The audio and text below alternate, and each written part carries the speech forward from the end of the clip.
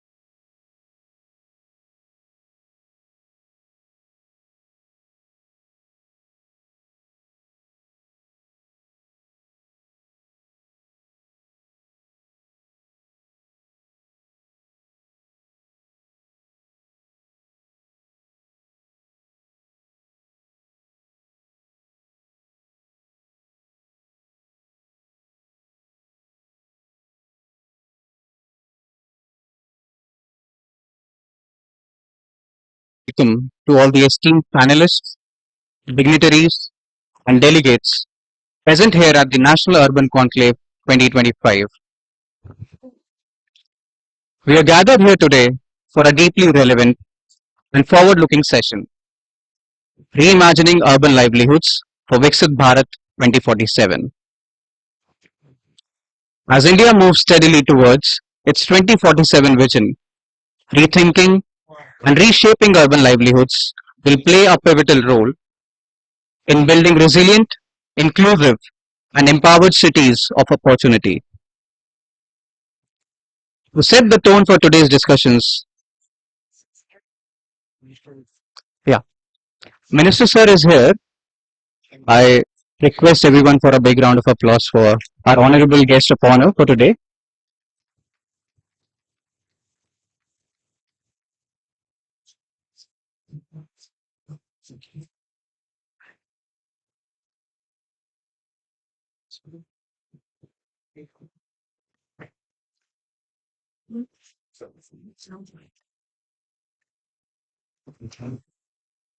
With immense pleasure, I would like to invite our guest of honor, Sri Bhoj Raj Rai, Honorable Minister of Urban Development, Sikkim to the dais.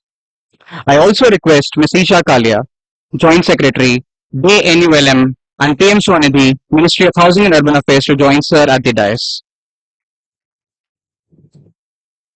We have amongst us Ufa ji, who is a PM Swanidhi beneficiary, along with other scheme beneficiaries like SHG women. I would request all the beneficiaries to please come to the dais and felicitate our guest of honor, Sri Bhoj Raj Rai, Honorable Minister of Urban Development, Sikkim. Ma'am, please.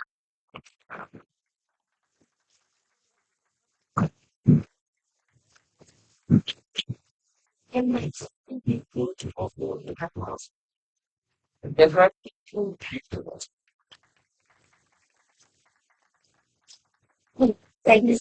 Nice to meet you, sir. Once again, a big round of applause for our beneficiaries.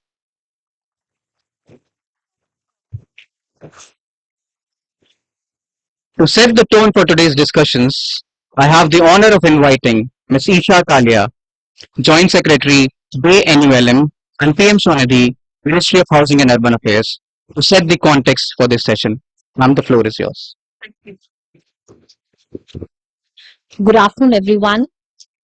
A very good afternoon to sir. Thank you for being here amongst us and agreeing to be the guest of honor for our session, sir. Thank you. And thanks to each one of you who is here amongst us, who's taken out time to attend this session. So as you know that, we are in this urban conclave since morning. We've been hearing a lot of things about urbanization, how our journey to Viksit Bharat would be. So this breakout session is about reimagining urban livelihoods and creating cities that provide opportunities to each one to grow and prosper. So in this session, we want each one of you to reflect upon your idea, your vision of Viksit Bharat and how and such an important role urban livelihoods would play in this journey of becoming Viksit. So as we reflect that what kind of cities we want to build. Cities we know are engines of economic growth. But do we want just cities as economic growth? We want cities that are inclusive, cities in which everyone feels involved, and cities that are for people and that work for people. So cities have to be equitable. So when we talk about our journey to become Viksit, we would want to build cities that in every sense of the term are inclusive, provide dignity and opportunity to one and all. If you want to build such cities, we really need to shift our focus away from urban livelihoods or just employment generation to building livelihood resilience. We all talk about technology changing the urban landscape every day. We talk about climate transitions. So how do we make our urban poor or vulnerable groups adapt to these changing scenarios, upskill and thrive in amidst all these settings is something that we all have to evolve and think about together. You would see the policy shift in our Government of India schematic approaches also. We started our journey, if we talk about urban areas, we've had urban livelihood mission starting from Swan Janti Gram Sarojgar Yojana. How from that we graduated into 10 years of National Urban Livelihood Mission. And now we are going even more targeted interventions for the identified vulnerable occupation groups. So how from an overarching framework, we also now are moving towards specifics, because we see that as changes are happening all around, as things are evolving, it's very important to understand the problems of each category and have customized solutions for each section of our society. This you would see is reflected in our DJ pilot mission, in which we identified 6 groups. Now, in that 6 groups, based on the feedback from the ULBs and from the cities and states, we've added the 7th group, that is of the home-based workers. So if you see that specific interventions, we're thinking about the caregivers, the domestic workers, specific interventions about the gig workers. It's said that, almost close to 2.5 crore people in the next 3-4 years would be employed and engaged in this sector. So all these shift that we see in the world around us is also getting reflected in the policies that we're designing for the people. We've also evolved, for example, Swanidhi. Till so many years, Swanidhi was part of the annual emission. So street vendors was one of the components that we had in the overall scheme of things. But in 2020, this was made a separate scheme in which specific interventions suited to their needs and their requirement was taken. And I'm happy that, so much of success we have seen in this mission thanks to the involvement by the city officials, the beneficiaries, and it's a very good model that we'll be talking about. So this entire conference today that we have tried to structure is built on these parameters. The parameters would be that first session talks about the key enablers of self-employment. We want people to be, self-employed, people to be Atmanirbhar. So therefore, we are talking exclusively about the enablers, be it digital enablers, the financial enablers, how we instill entrepreneurship amongst those people. So first session is all about enablement of different, people in the kind of support they need from us to be on their own. About the sectors that are to look out for, we see that so many sectors are evolving. Now, the gig economy, you just can't imagine a single day without, Zomato, Blinkit not working for you. So you're so much, you feel that it's so easy for you to order food, to order everything as working professionals that we feel. So all these sectors, now the green sector is another sector, the labor sector, we feel that, with technology, how labor and the sector, the construction sector, how they have to adapt themselves to the changing times. So with all these things and changes happening at different level, it's very, very important that we also just sit back and we reflect on what we want the outcomes to be. Now, when we talk about the pillars, what could be the pillars of this entire on which the entire reimagination should be built on, or the city should be built on? I would say the path, 5 Panchasutras, that would be the pillars on our way ahead, on when we imagine how the city should be built. The first would be the dignity. Now, we say that, almost 66% of our urban workforce is engaged in informal economy. So it's about giving dignity to these people who are engaged in informal economy, recognizing and respecting and giving them the due, regard that we need to give them. Secondly, would be that we universalize the social security measures for them. Now, be it health insurance, be it other social security schemes that we are running in Government of India, like for example, under Swanidhi and DJ Pilot both, we also have this component of convergence, that every person, has access to all the social welfare schemes regarding the health insurance that he can get. So therefore, giving them dignity, giving them social security, and third would be secure vending and micro enterprise spaces as part of the city planning. So all these things would ensure dignity. That would be the first pillar on which these reimagined cities would be built. Second would be identification of the sectors that we feel where the maximum employability would lie. If we talk, as I spoke about the gig, we talk, we would be speaking about the green economy, how with all these various different missions that Honorable Minister also spoke about in the morning, that how do we leverage the various other schemes as a bouquet that can help an individual. Now we have Solar Ghar Bijli Yojana, MNREs, running so many uh, schemes for the retrofitting of the solar infrastructure in the households.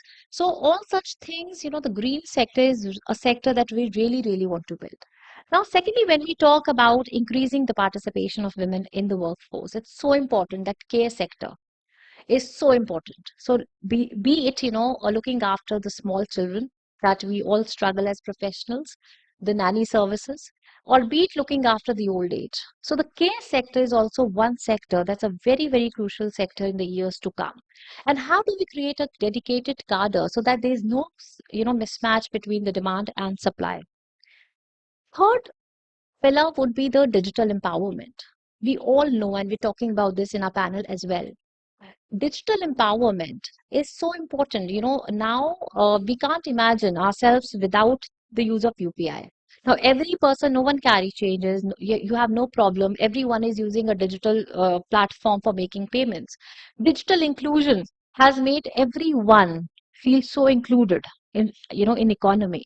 Just quoting a number, under PM Swanidhi alone, 6.6 lakh crore transactions in the last 5 years we've seen of the street vendors and their families. So that's a huge number for the street vendors only if we talk about the digital, transactions that are happening. And it is such an equalizer. Every person is using that. So, we want to democratize such innovations. And this would be our third pillar of digital empowerment. Fourth would be, now when I talk about planning, that would be spatial justice.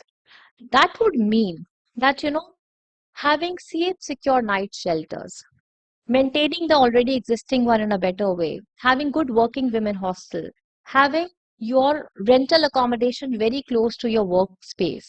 All such things also play a very, very important role in having women participation in our workforce. Now, it is very important that the planning, now, the vending zones have to be part of our planning. As we plan for the industrial parks, we also should plan about, the vending spaces, the small micro enterprise spaces, so that every person in the city feels included. So, therefore, this spatial justice is very, very important that, our affordable housing, our transit, everything is talking to each other, is in sync with each other. Now, the fifth pillar that we're actually through our schemes working a lot about is livelihood finance.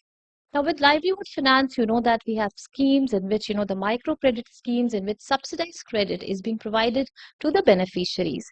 That is credit banked so that, they can build on their credit history. Now, we've seen under the Swanidhi scheme, and Professor Tantri will be talking to you. I really like the concept that he's quoted in his study that, Swanidhi scheme has worked as a uh, proper example of incubation. So we talk about incubation in the startup ecosystem.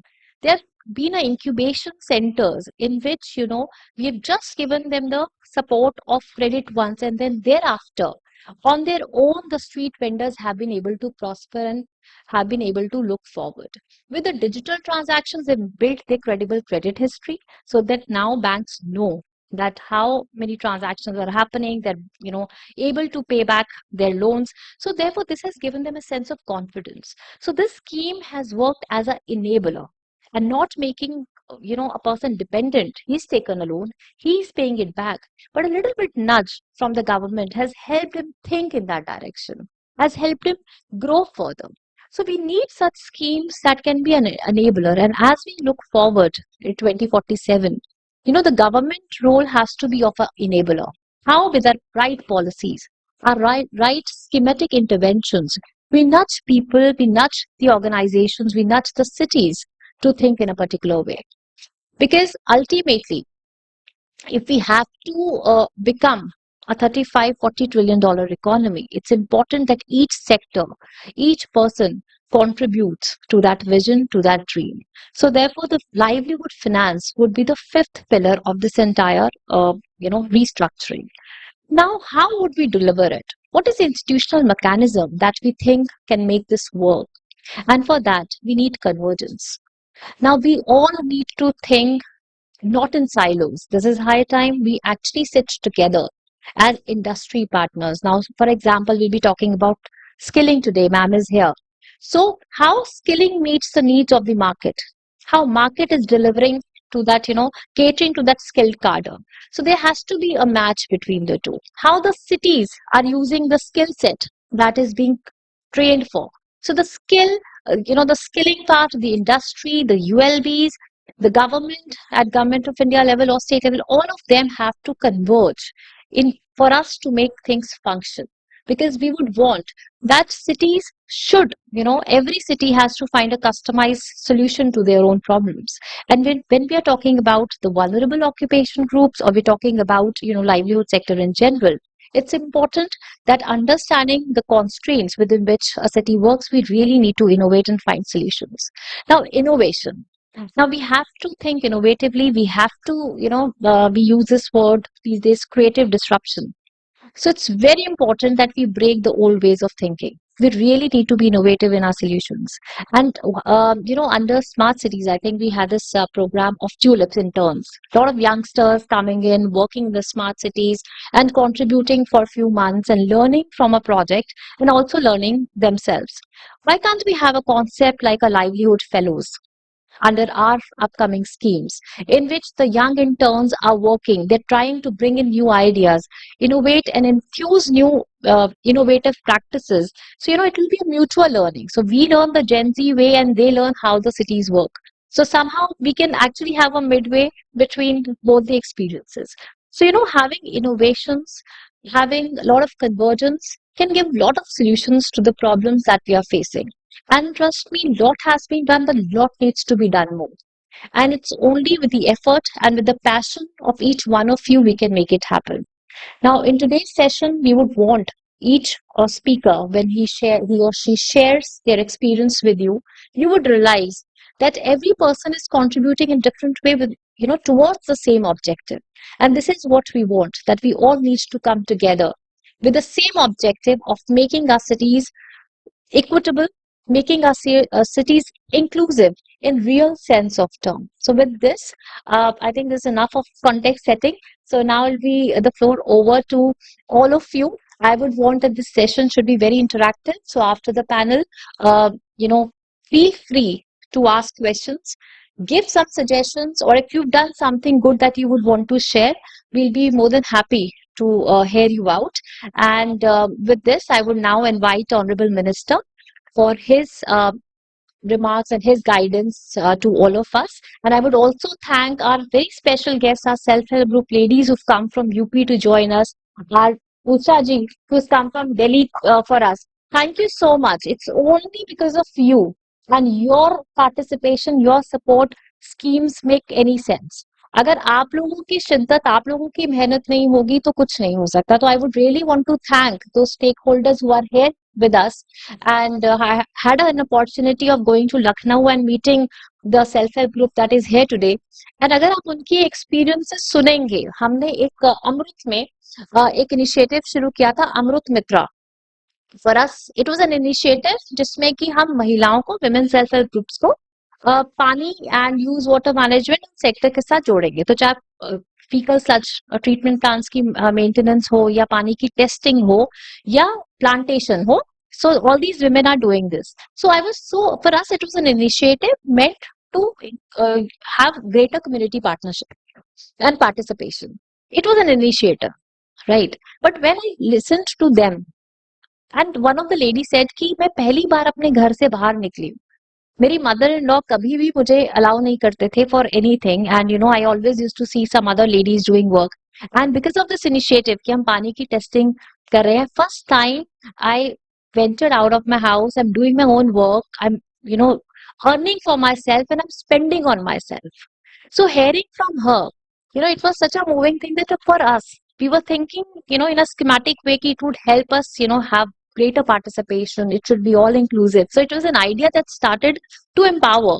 But it's only that when you listen to someone else's experience from their own self, you feel, wow, what we did actually was of some use. Thank you so much for being here with us. And with this, thank you, all of you.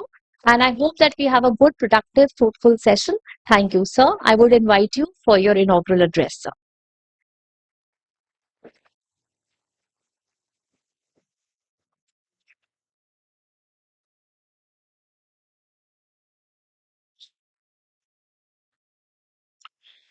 Thank you, ma'am, for setting the context and highlighting the ministry's vision of reimagining livelihoods through empowerment, inclusion, and innovation.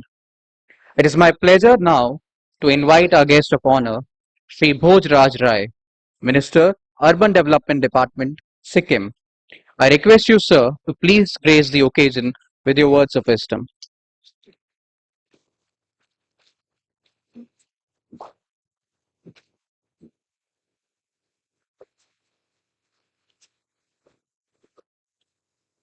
देखने में Chinese लगते हैं being a Hindustani I want to express my speech in Hindi अगर कहीं गलती हो गया तो मुझे माफ कर देना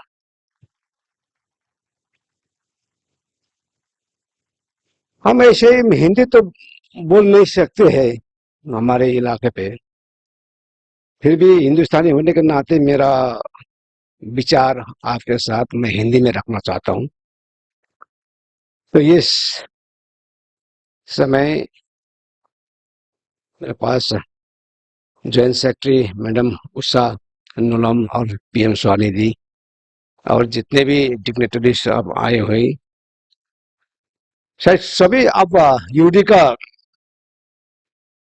सब मेंबर होगा शायद है ना कोई प्राइवेट सेक्टर का भी है प्राइवेट सेक्टर इंडिया सब शहरों का संबंध रख के आए हुए आप लोग हम भारतवासी सबसे पहले तो हम इतना धनी इतना गर्ववान होना चाहिए कि हमारे पास कुछ है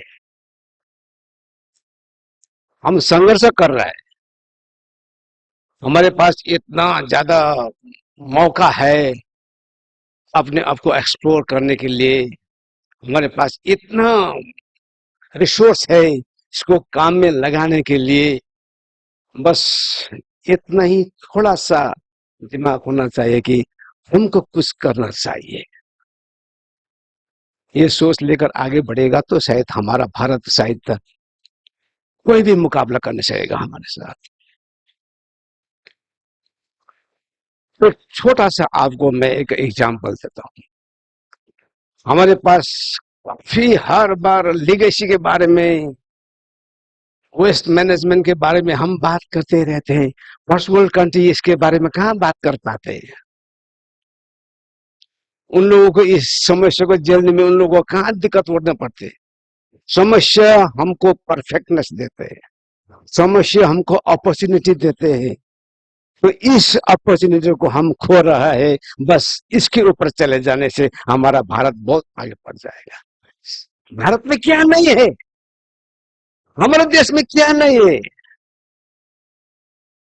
मैला है कुचला है पानी है इतना ज्यादा गर्मी है धूप है ठंडा है संसार का सबसे ऊंचा पर्वत है मैदान है क्या नहीं है हमारे पास बस हमारा सोच कम है बस इतना ही है सोच को ठीक रखने से हम काफी संसार में आगे बढ़ सकते हैं बस मेरे तो इतना ही लगता है लेकिन छोटी मुंह बड़ी बात हम देश का एक छोटा सा प्रांत से आए हुए हम एक मामूली एक छोटा गांव का मैं एक लड़का नहीं थोड़ा बुढ़ा भी नहीं बोलता हूँ मैं लड़का भी नहीं बोलता हूँ क्या बोले लेकिन सोच सारा देश के ऊपर रहता है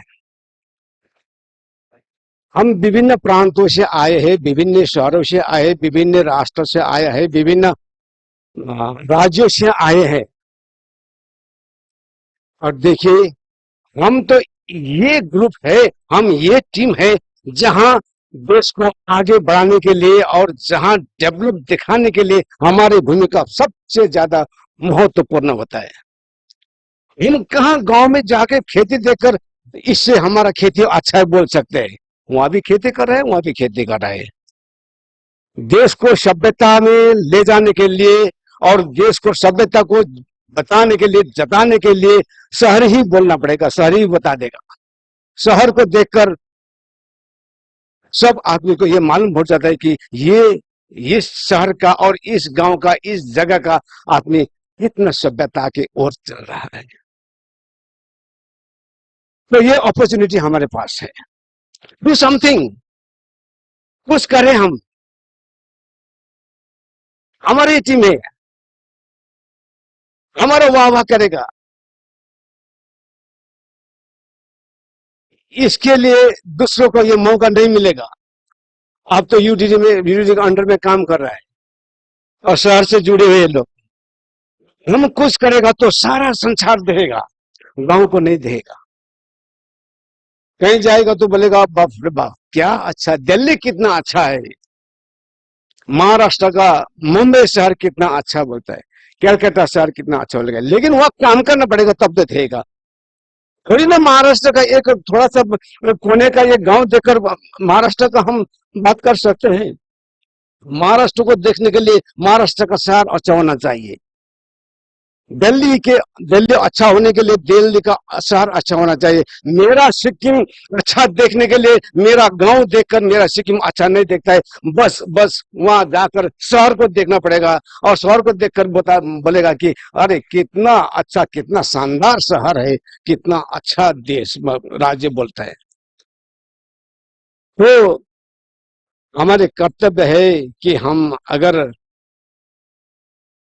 उस जमाने पे चढ़ना चाहिए तो हमारा सोच थोड़ा अलग सा होना चाहिए।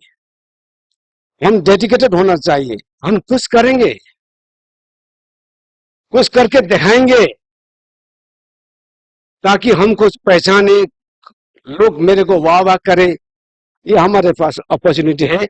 ये अपॉर्चुनिटी आरडीडी के पास नहीं है। जो भी आरडीडी के अंडर में काम कर रहा है उसके पास नहीं है। जो बिल्डिंग में काम करे उसके पास नहीं है, जो दूसरे डिपार्टमेंट में काम करे उसके पास नहीं है। हमारे पास सब कुछ है। तो हमको ये शहर देना पड़ेगा जिस शहर पे सब कुछ हो, जहां पे कोई चीज का दिक्कत ना हो, वहां रहने के लिए कुछ दिक्कत ना हो, हर चीज का सुख, हर चीज का समृद्ध होना चाहिए, तब अच्छा शहर कहलाता है। इसीलिए ये अभी आपने ये हमारा सेशन का नाम ही लिख रखा है कि री इमेजिनिंग अर्बन लाइवलीहुड। और इसको हम अपॉर्चुनिटी कह सकते हैं कि आप देखते हैं, हम सब देखते हैं कि सारे बस्तियों का लोग अब शहर आने लगा है। तो शहर आ रहा है, हम इसको ऐसे ही छोड़ा है, आने दो, तुम यहाँ बैठो, तुम वहां बैठो, तुम वहां बैठो करके बैठेगा तो हमारा प्लानिंग ठीक नहीं रहता है। जो इस्टेब्लिश हुआ शहर है उसको तो हम कुछ कर नहीं पाते। जो नया शहर आप इस्टेब्लिश कर रहे हैं उसको थोड़ा प्लानिंग करके, अब तो सब कुछ है हमारे पास। पहले एक जमाना था, हम दिल्ली से मुंबई जाने के लिए बहुत सोचना पड़ता था। मुंबई को, दिल्ली के आदमी ने मुंबई को देखने के लिए बहुत सोचना पड़ता था। लेकिन आज तो ये जमाना आ गया, हम हाथ में सब संसार देखते हैं। हम एक मोबाइल के सहारे से हम सारे के सारे संसार देख लेते हैं।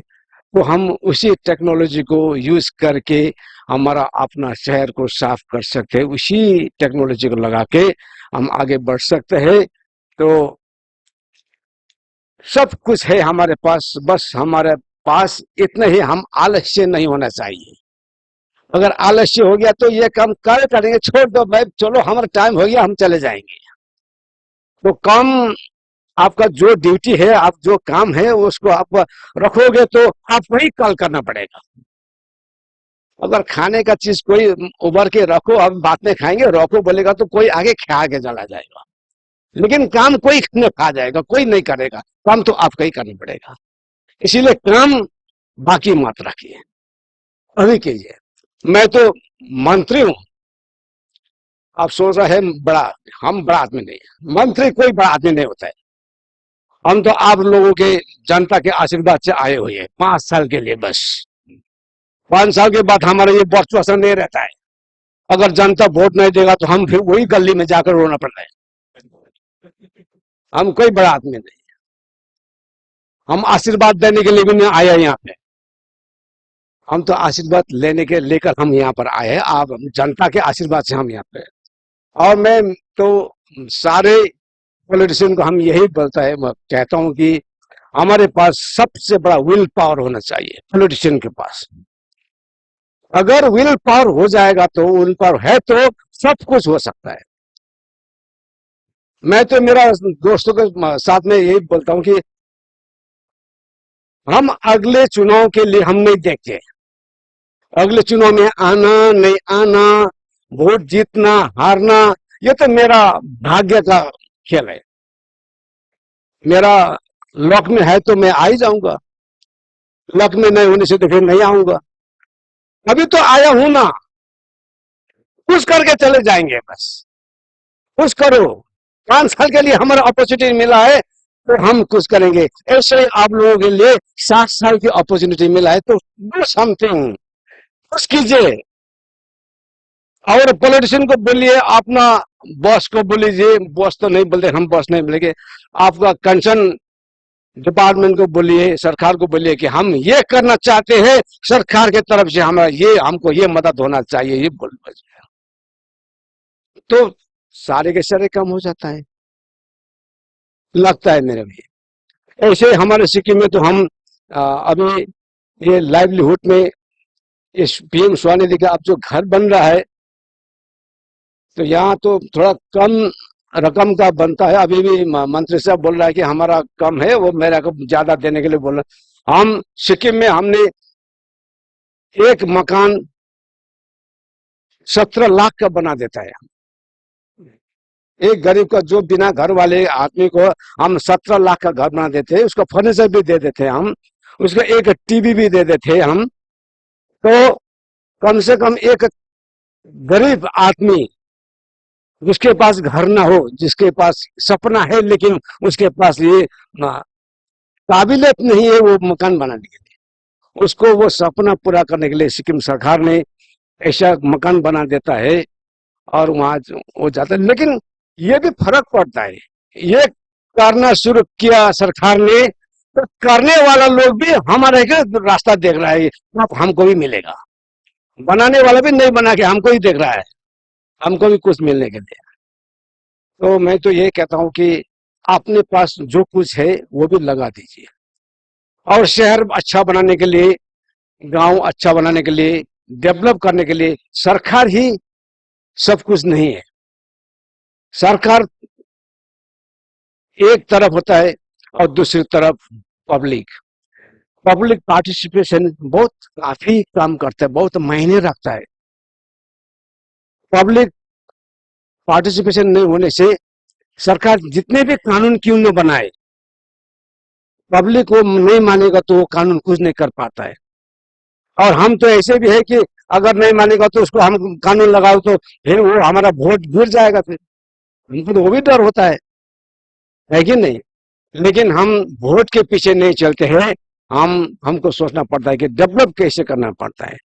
तो इसीलिए हमने काफी कई तरह का SHG और छोटा छोटा ये जो क्लब होता है उन सबको हम रिकमेंड करते हैं, उस सबको हम इन्वॉल्वमेंट करते हैं और उसको हम जागरूक कर देते हैं कि किस तरह हमारा गांव को, हमारा देश, हमारा शहर को अच्छा बनाने के लिए आपका क्या भूमिका रहता है। इसीलिए पब्लिक पार्टिसिपेशन बहुत मजबूत भूमिका निभाते हैं। सरकार की तरफ से उन लोगों को बेनिफिट भी देना पड़ता है और उन लोगों को हम इलाका भी छुटा देना पड़ता है। हम तो ये सोच रहे हैं कि हमारा गांव, हमारा शहर में अब वो कंचन इलाके का आदमी को हम जिम्मा देते, ये इलाका तुम्हारा है, अब तुम्हारा ड्यूटी है ये इलाका अच्छा करने के लिए। तो इसी तरह हम हमारा अपना शहर, अपना बाजार अच्छा बनाने हम चाहते हैं। तो ये तो सिर्फ हमारा आइडिया है, आप विभिन्न प्रांत से आए हैं, विभिन्न शहर से आए हैं और अपना अपना विचार रखे हुए है। तो आप किस तरह करेंगे, डू समथिंग। जैसे मैं सोच रहा हूँ, आपने अब मैं अभी भी देखा कि ये अभी जो लिगेसी का जो मैटर है, बहुत काफी दिक्कतें हो रहा है। मैं मेरा सेक्रेटरी साहब यहाँ पे है, कमिश्नर साहब है, मेरा स्टाफ है। मैंने अभी तक मेरा अफसर को मैंने ये नहीं बनाया, मैंने एक फॉर्मूला तय करके मैं एक सैंपल मैं तय कर रहा हूँ कि वो जो लेगेसी मैटर है वो हम फुटपाथ में कैसे बिछाकर उसका नरम करके हम आदमी को नरम जगह पर पैदल चलाना पड़ता है। वो लेगेसी को हम वो फुटपाथ में कन्वर्ट करने के लिए, फुटपाथ में यूज करने के लिए हम सोच रहे हैं। जैसी ये तो कोशिश है बस। ऐसे नए नए इनोवेटिव आइडिया आप भी सोचिए क्या कर सकते हैं, और पब्लिक को ये अवेयरनेस देना बहुत जरूरी होता है। जैसे मैं चॉकलेट खाता हूँ, चलते चलते चलते हम चॉकलेट खाता हूँ, तो चॉकलेट के वो रैप किए हुए वो जो प्लास्टिक होते हैं, अगर मैं कॉन्शियस हो तो वो प्लास्टिक हम रास्ते में नहीं फेंकते हैं, वो हम जेब में लेकर जाते हैं, तो उसको हम डस्टबिन में डाल देते हैं। तो कॉन्शियस तो होना चाहिए पब्लिक को, ये कॉन्शियस और ये नॉलेज होता तो सबको काम आ जाएगा, इतना हम भारी नहीं पड़ेगा। इसको कहाँ रखना है, इसको क्या करना है, इसको ये क्या करना है, ये सब कानून की तरफ से नहीं होता है, वो तो अपने आप हो सकता है। इसीलिए सबको मैं विनती करूंगा आप सबसे कि पब्लिक को कॉन्शियस और इसको नॉलेज दीजिए कि क्या करना है हमको, क्या नहीं करना है, ये करने से क्या होता है, वो करने से क्या होता है, वो सब कुछ देना पड़ता है। तो ये सब हमारे पास है। जैसे काफी नदियां है, नदियां को कैसे हम यूज करें, पहाड़ है, पहाड़ को कैसे यूज करें, इतने लोग हैं, इतने लोग को हम कैसे यूज करें, ये तो हमारे ह्यूमन रिसोर्स है। तो सारे सारे हमारे ह्यूमन रिसोर्स है, हम कहाँ दूसरे देश को हम ये ऐसा ह्यूमन रिसोर्स मिलेगा, है कि नहीं। फर्स्ट वर्ल्ड कंट्री में ह्यूमन रिसोर्स मांगेगा तो उसको तो भारी मुसीबत आ जाएगा, बाप रे बाप कहाँ चल रहा हूँ। हमारे पास तो है, यूज करो, यूज करके उसका थोड़ा मुनाफा निकालो।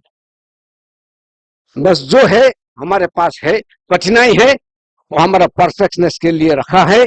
आप सबको वो कठिनाई अपना साथ मानिए, वो हमको हम उस कठिनाई को हम संपत्ति माने, संपत्ति मान के हमें आगे चलेगा तो हमारा देश, भारत देश एक दिन सारा संसार का सारे देश से बहुत आगे जा सकता है। हमारे पास एक्सपीरियंस हो जाता है, हमारे पास कुछ है, इसको हम काम में लगाएं। वो चीज है, ये मटेरियल है, ये रिसोर्स है, ये रिसोर्स को काम नहीं, हम अभी रिसोर्स को काम नहीं लगा रहा है, इसीलिए हम पीछे है। ये रिसोर्स को हम काम में लगाएगा तो हम आगे बढ़ेंगे। ज्यादा समय न लूंगा, छोटा आदमी बड़ा मुंह हो गया जाएगा, हो जाएगा। और स्वर्ग के सामने इंद्र का बखान, इंद्र के सामने स्वर्ग का बखान नहीं करना चाहिए। आप सब तो शहर का मालिक है, हम एक छोटा सा एक पिछड़ा हुआ गांव का एक आदमी, क्या कुछ बोल सकते हैं आप सब। लेकिन फिर हम अगले साल मिलेंगे, विकसित भारत, विकसित शहर और बहुत अच्छा शहर बना के हम फिर मुलाकात देंगे और फिर इसी बात हम बात करेंगे, आपसे चर्चा करेंगे। आप आज का ये मेरा सवाल ये था, और हमारे बात एक साल के बाद हमारा अवसर ऐसे हुआ, ये बोलकर रिजल्ट के साथ हम फिर अगले बार मुलाकात करेंगे। Thank you very much, thank you.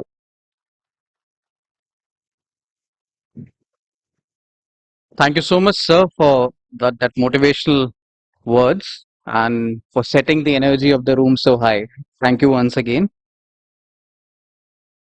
Next, I'm delighted to welcome Professor Prasanna Tantri, Associate Professor, Indian School of Business, a leading researcher and academic who has extensively studied entrepreneurship, financial inclusion, and urban economic transformation.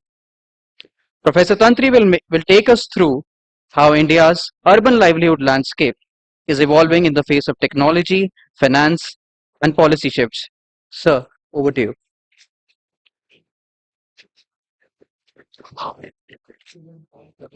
Yeah. Right. Yeah, I can move it. Yeah, yeah. Yeah. Good afternoon, everyone. First of all, thanks for inviting me.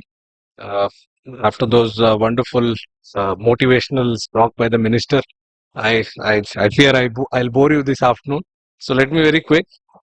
Madam said, I have a prepared stuff, but Madam said all of us should imagine how the urban economy is going to be. So I thought I'll set aside the prepared stuff a bit and start this imaginary process, because as economists, we'll keep thinking about the economy all the time.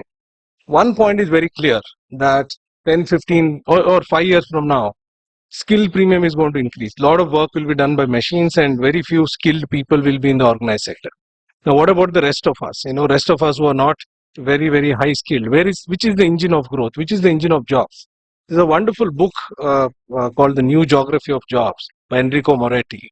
The main area where most people are likely to be employed is called this non-tradable sector, where you give localized services, which is where urban economy becomes very, very important. In fact, his estimate is anywhere between 70 to 80% of the jobs, because there will be very few people who will be doing this high-tech stuff and making a lot of money, and there will be a lot of others who will not be able to do this high-tech. What will they do?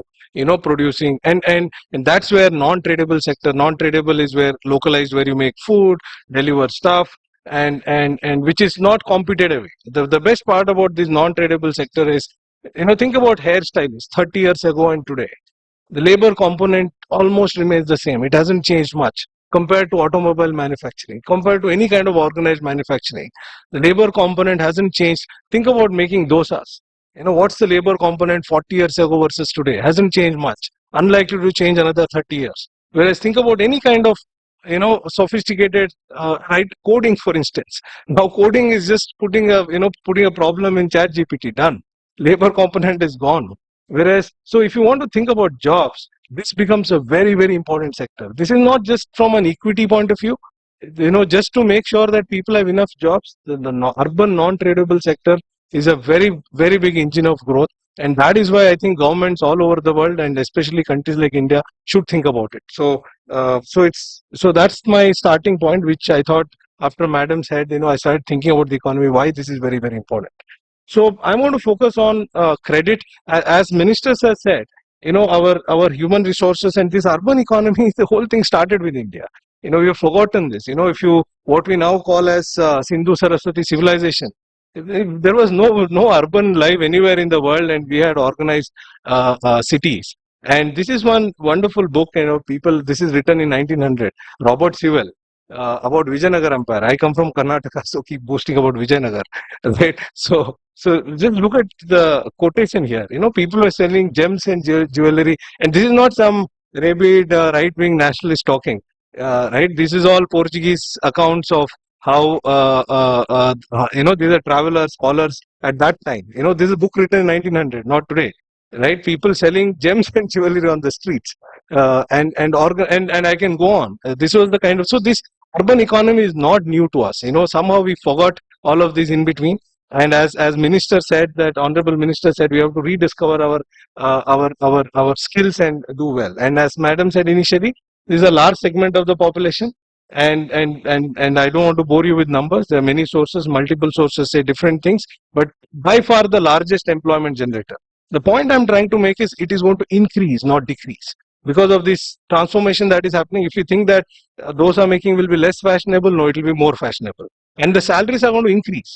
Think about, this is funny. So think about salary of, where are lawyers paid more? Silicon Valley or New York? The answer is Silicon Valley, not New York. Because as the incomes increase, the premium wage skill, same driver in a city versus in a village, salaries are different. So that is why people moving to urban areas is going to increase. So we have to worry, as Madam said, we have to worry about infrastructure and things like that. This is a growing area. If those of you are associated with this is like IT 20, 30 years ago. That may be a declining area from jobs. This is one of the fastest. This is going to be the fastest growing area in terms of jobs. Tourism. All kinds of localized stuff. So now I'm going to focus on, but what is the issue here? Technically speaking, the issue here is there are many issues, but I'm going to focus on one, which is access to credit. When we say access to credit, technically speaking, what does it mean? You have rate of return, which is much higher than interest rate, but nobody is willing to lend you. Your business, where if you put in some money, what we call as marginal return is much higher than what bank would charge as interest rate. That means chance of default are very low, but still banks are not lending. This is called a credit constraint or access to credit. This is an issue that a lot of urban vendors face. Now, give you a simple example. I know this. I brought in economics. This is a lady I met. She was she was selling fish, right? So the problem is a lot of fish. Demand supply you can't match all the time, and by if they're left out, what do? You throw them. She had an idea of making fish pakoras in the evening. The only thing is she doesn't have equipment. She doesn't have. It's not that lack of skills, as Honorable Minister said. There is idea, there is talent, and all of that. And yet there is a viable business. There is demand also. The problem is you have to buy some equipment. You have to hire some people. So this lady got this Swanidhi loan, and I can introduce you to her. She's from Telangana, and now she's making her business has gone up 4 times. The fish business has stopped, fish pakoda business has come. She bought gas, she bought a lot of utensils, and she started a restaurant. Many such, access to credit is one of the major problem, and this is where PM Swanidhi comes in. PM Swanidhi is one scheme. We have studied it because I have only 2-3 minutes left. So PM Swanidhi has been a game changer this way. Because in every other credit, so think about, we have had financial inclusion schemes. We have Mudra, we have priority sector long before that. What happens here is those who approach bank, those who are bankable get credit, or maybe slightly less than that. This is one scheme where the bank went to people. Like one of the two schemes which are most successful in this government after 2014 are, one is PM Jandan, another one is PM Swanidhi. In both these cases, what happened is service provider went to the poor. In PM Jandan, it was like they opened bank account. Here they went and gave credit. The fear is when you do that almost everyone defaults. This is one fear. This is one segment that has not happened. We have studied this carefully. They are in single digit default rate, which is, unsecured loan, single digit default rate, high single digits, but it's unbelievable. Nowhere in the world this has happened. People would expect 50% default rate. And not only that, we are finding evidence that these people are graduating. What is happening is almost half of them are now borrowing from outside. So this is one, as again Honorable Minister said, that we have to be enablers and government has to be an enabler. This is a perfect example. Now there is a market failure, government comes in, gives credit, creates data. Now private sector gets in and start lending. So there are multiple stories like that which I can go on. But the point I'm trying to make is the sector that we are associated with, somebody like me studying, those of you are directly associated with, it is a sunrise sector. It is not a old sector where you have to think only about equity. I think there is a lot of opportunity to growth. PM Swanidhi is a big enabler. I'm sure government may be having other areas, other ways, human resources and things like that. And last but not the least, usually credited, you would have studied with microfinance. When you give credit, when people borrow a lot, there is always a worry that they call it debt trap. People then will compromise on their health and things like that. What we find in PM Swanidhi is reverse. These people are spending more on education, more on health, and growing their businesses. So it's a holistic development. That's what this scheme has ushered in. I congratulate the government for doing this. I hope more such schemes of solving, government acting as an enabler and solving credit, market failures come in. And thanks once again for this opportunity. Look forward to hearing views of everyone and contributing to this discussion. Thank you.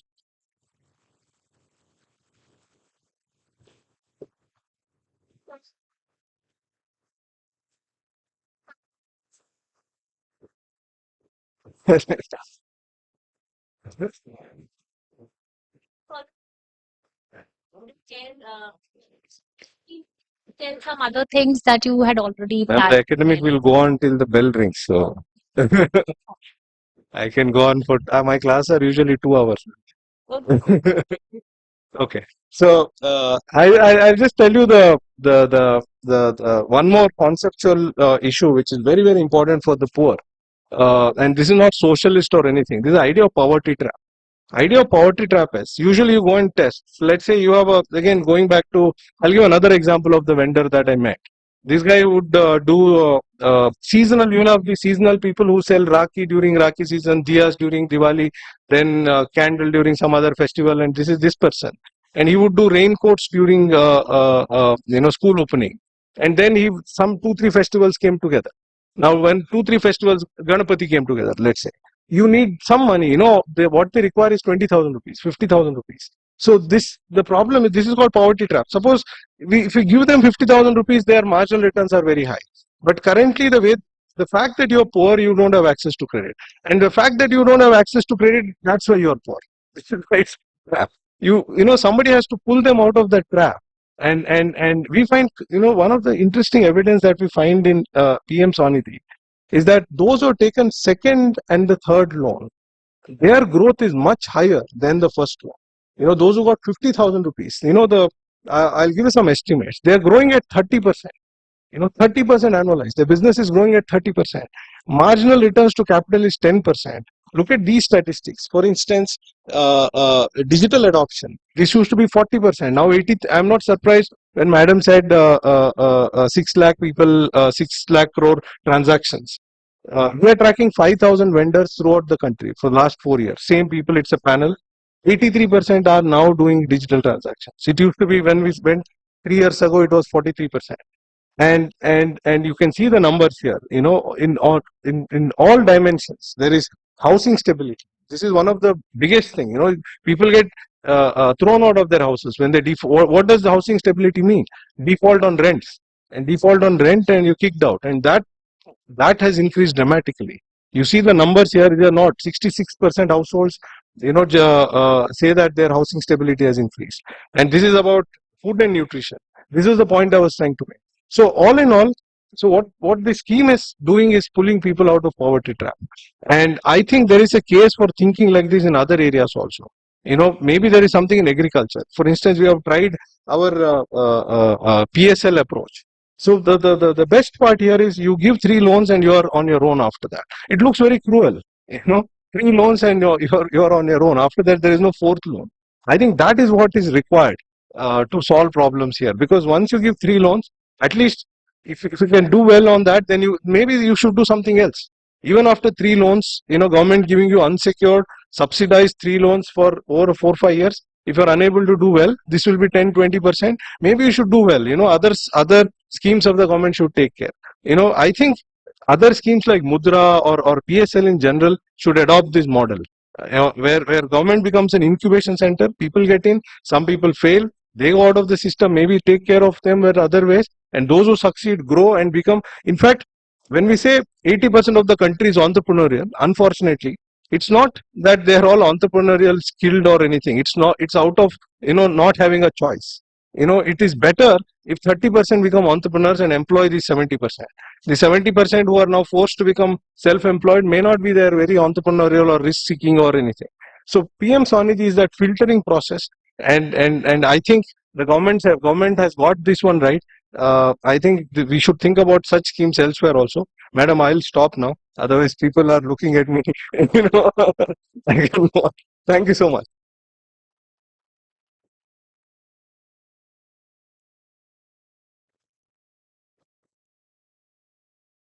Thank you so much, Professor, for that insightful presentation that beautifully captured the dynamics and opportunities emerging in our urban economy. Now it's my privilege to invite Ms. Anupama, Special Secretary, Local Self-Government Department, Kerala, to share her thoughts and experiences. Kerala, a state that has consistently led the way in implementing people-centric governance and pioneering models for poverty eradication, inclusive planning, and community-driven development. Ma'am, over to you.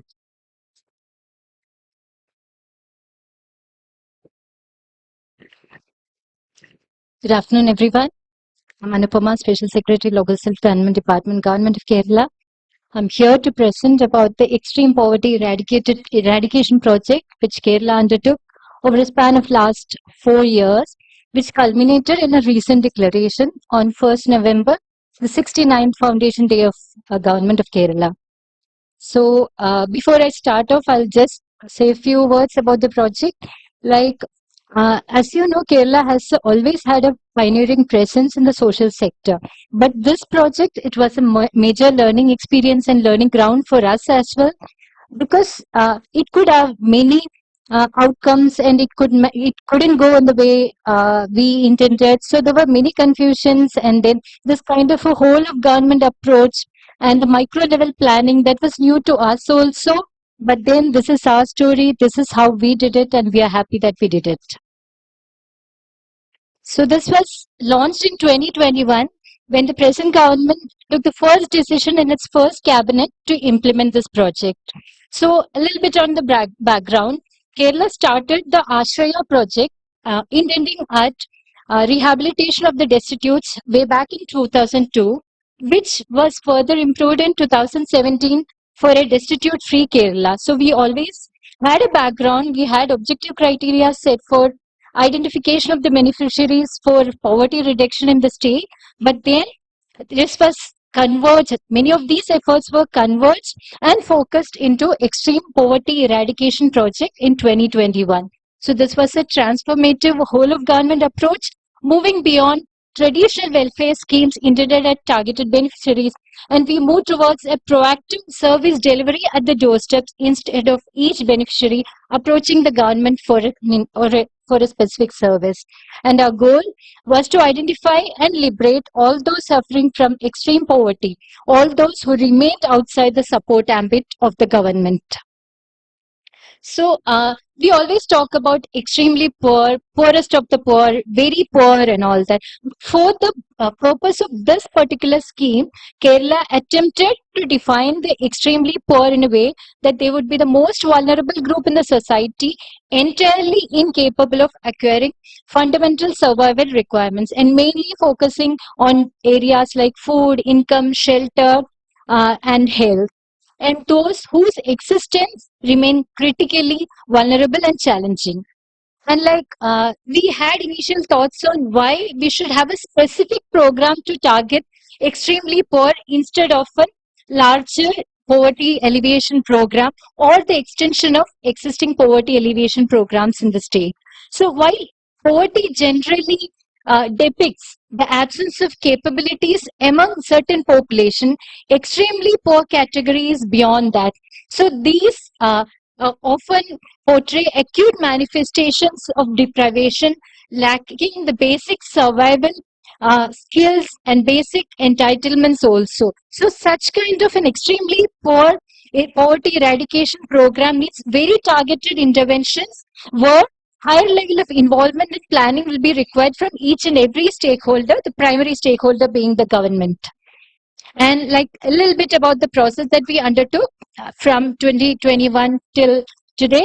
So the process started with the identification of the beneficiaries based on the set criteria. I'll speak a little bit about the criteria in the next slide. And then thereafter, for each identified beneficiary, a micro plan was prepared, and based on the micro plan, the projects or the schemes were implemented, the services were delivered to the identified beneficiaries, and then the project had multiple levels of monitoring, tracking, progress tracking, etc. And this was implemented through the leadership of all the local bodies in the state, both urban and rural local bodies. And the project largely relied on the strength of decentralized government. The Kerala has always decentralized governance that the Kerala has always been very proud of. And I'll start with the process of identification. So this was built as a model of trust by the state of Kerala. So it was centered around the focus group discussions, which tried to narrow down the beneficiary list or pinpoint on the deprivations prevailing in the society, the aspects of destitution, etc. And this process was entirely led by the local self-government, all the urban local bodies and the rural local bodies alike. And these kind of deliberations and the discussions and the identifications happen mainly at the local body level and up to the ward level in each local body.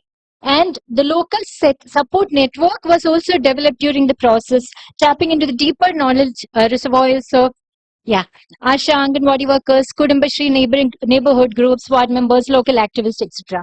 And extensive training processes were also imparted, and the resource persons were developed particularly for this project. And a little bit about the criteria. The criteria was based on distress factors identified for food, health, income, and shelter. So, which are the deprivation criteria for food, health, income, and shelter were defined by us, and under each category there will be extreme distress factors and distress factors, and these factors were given certain weightage, and that's how we arrived at a beneficiary list. And again, this went through multiple processes, like after drawing out an initial beneficiary list from the existing vulnerability list, we held multiple focus group discussions, which resulted in a preliminary list of 1.18 lakh families. And then the ward committees went through the list, had further discussions, and then shortlisted 87,158 families. And the data was collected for all these families. Then 20% of verification, super check through statistical methods were conducted.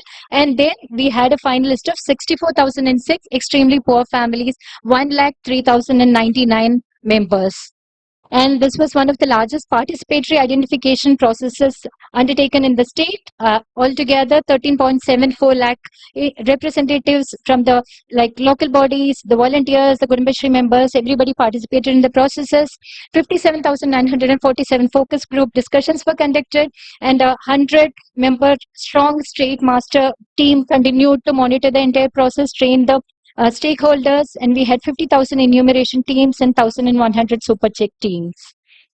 And next process after the identification was the microplan preparation process, for where we shifted from one scheme, one beneficiary approach to a microplan for each identified family. So under each microplan that was prepared, we had short-term, medium-term, and long-term components, like immediately delivering the food would be a short-term component that we identified, but then for a landless beneficiary, identifying a land in a locality that is suitable for that person, giving the land, building a house, that would be a long-term component. And the process was coordinated by the local self-government institutions, integrating the services from the Kudumbashri, Life Mission, Revenue, Health, Social Justice, Education, Transport, and many other departments.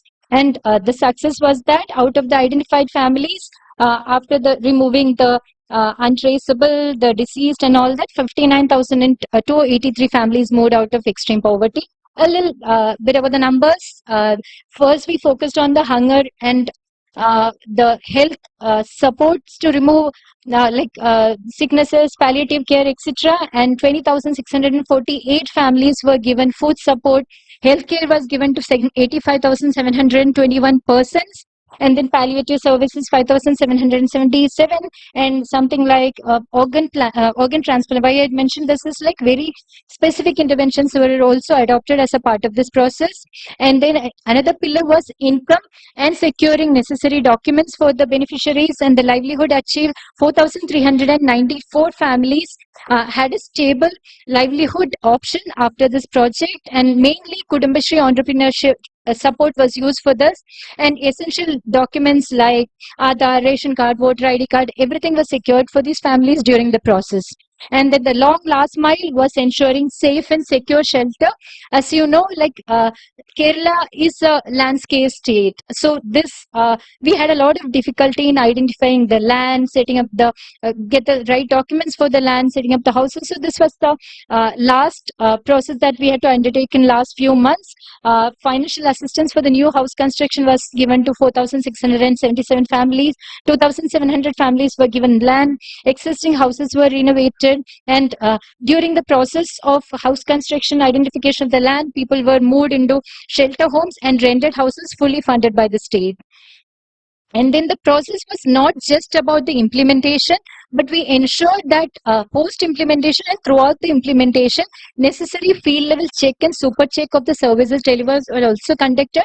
Over the last 2 months, we ensured that 100% field level check of each beneficiary was conducted, 10% district level check, 1% state level check was conducted by the department itself. And in addition to that, the social audit society was engaged for the social audit of all the services delivered, and the condition of beneficiaries were also assessed during the process. And after the process of social audit and super check, we went through it once again, where we went back to correction processes. For example, income generation activity was implemented for one family, but then that was not stabilizing and the family was again moving back to poverty. So we took this as a correction mechanism, like the result of social audit was taken as an opportunity to correct, and that's how we implemented the last lap of it. And salient features that helped us accelerate the outcomes of this program. This was identified as the top priority project of the state. So the frequent reviews, the chief minister level reviews at the state, the district collector level reviews at the district level, and the local body level routine reviews. So there was a structured process of monitoring and review, and this ensured coordination of all the departments, because at the local level, the coordination was by the local bodies, and at the state level, the coordination was by the local self-government department. But we needed to ensure the support of all the departments, like to deliver the healthcare services, deliver the support to the children who are in need of care and protection, women and child departments. So many departments had to come together and all that. So those kind of monitoring mechanisms, convergence mechanisms were set up. And then we modified the local self-government plan guidelines to ensure that quick services are delivered to these beneficiaries. And we converged the existing scheme, but that was not sufficient. We had to modify the guidelines of the existing schemes to ensure that services are delivered fast.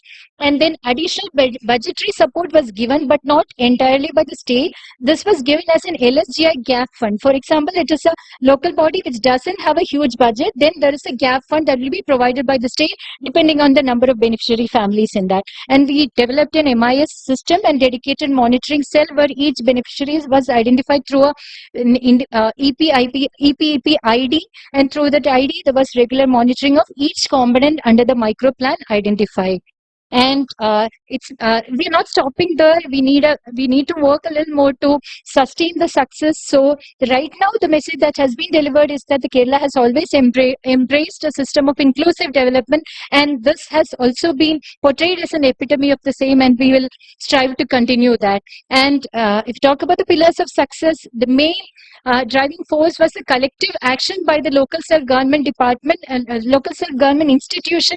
The strong decentralized network and the community participation in the state of Kerala helped us to ensure a good identification, microplan preparation, and the implementation of the services. But it's not stopping there. It tried its best to break the silos of the departments, where all the missions, the service delivery missions, departments came together along with the volunteers and the public for the delivery of various services. And we have also announced a next step, a sequel of this program, Extreme Poverty Eradication Process 2.0.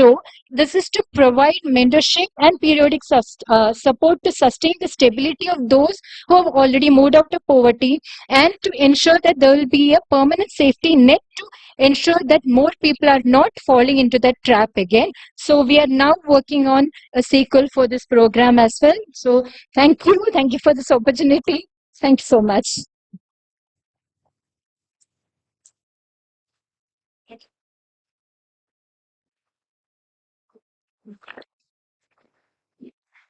Thank you so much, ma'am, for your insightful remarks and for sharing Kerala's remarkable journey in strengthening local governance, empowering communities, and creating sustainable livelihood pathways that truly embody the spirit of Viksit Bharat.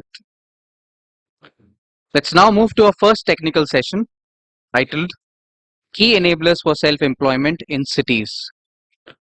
This discussion will delve into how finance, skill development, digital inclusion, and innovation are shaping self-employment opportunities in Indian cities. The session will be moderated by Ms. Kalpana Ajayan, Regional Head, South Asia, Women's World Banking. Ma'am, I request you to please come to the dais. Our esteemed panelists for this session are Ms. Hina Usman, Joint Secretary, Pradhan Mantri Kaushal Vikas Yojana, Ministry of Skill Development and Entrepreneurship, Government of India. Ms. Sangeeta Rayani, State Mission Director, Gujarat Urban Livelihood Mission. Ms. Garima Kapoor, Deputy Secretary, Department of Financial Services, Ministry of Finance. Ms. Sohini Rajola, Executive Director, Growth, NPCI. Professor Ajay Jain, Indian Institute of Management, Calcutta.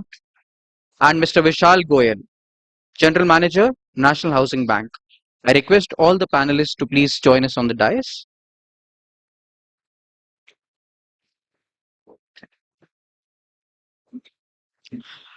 The session will run for 40 minutes, followed by 5 minutes of Q&A.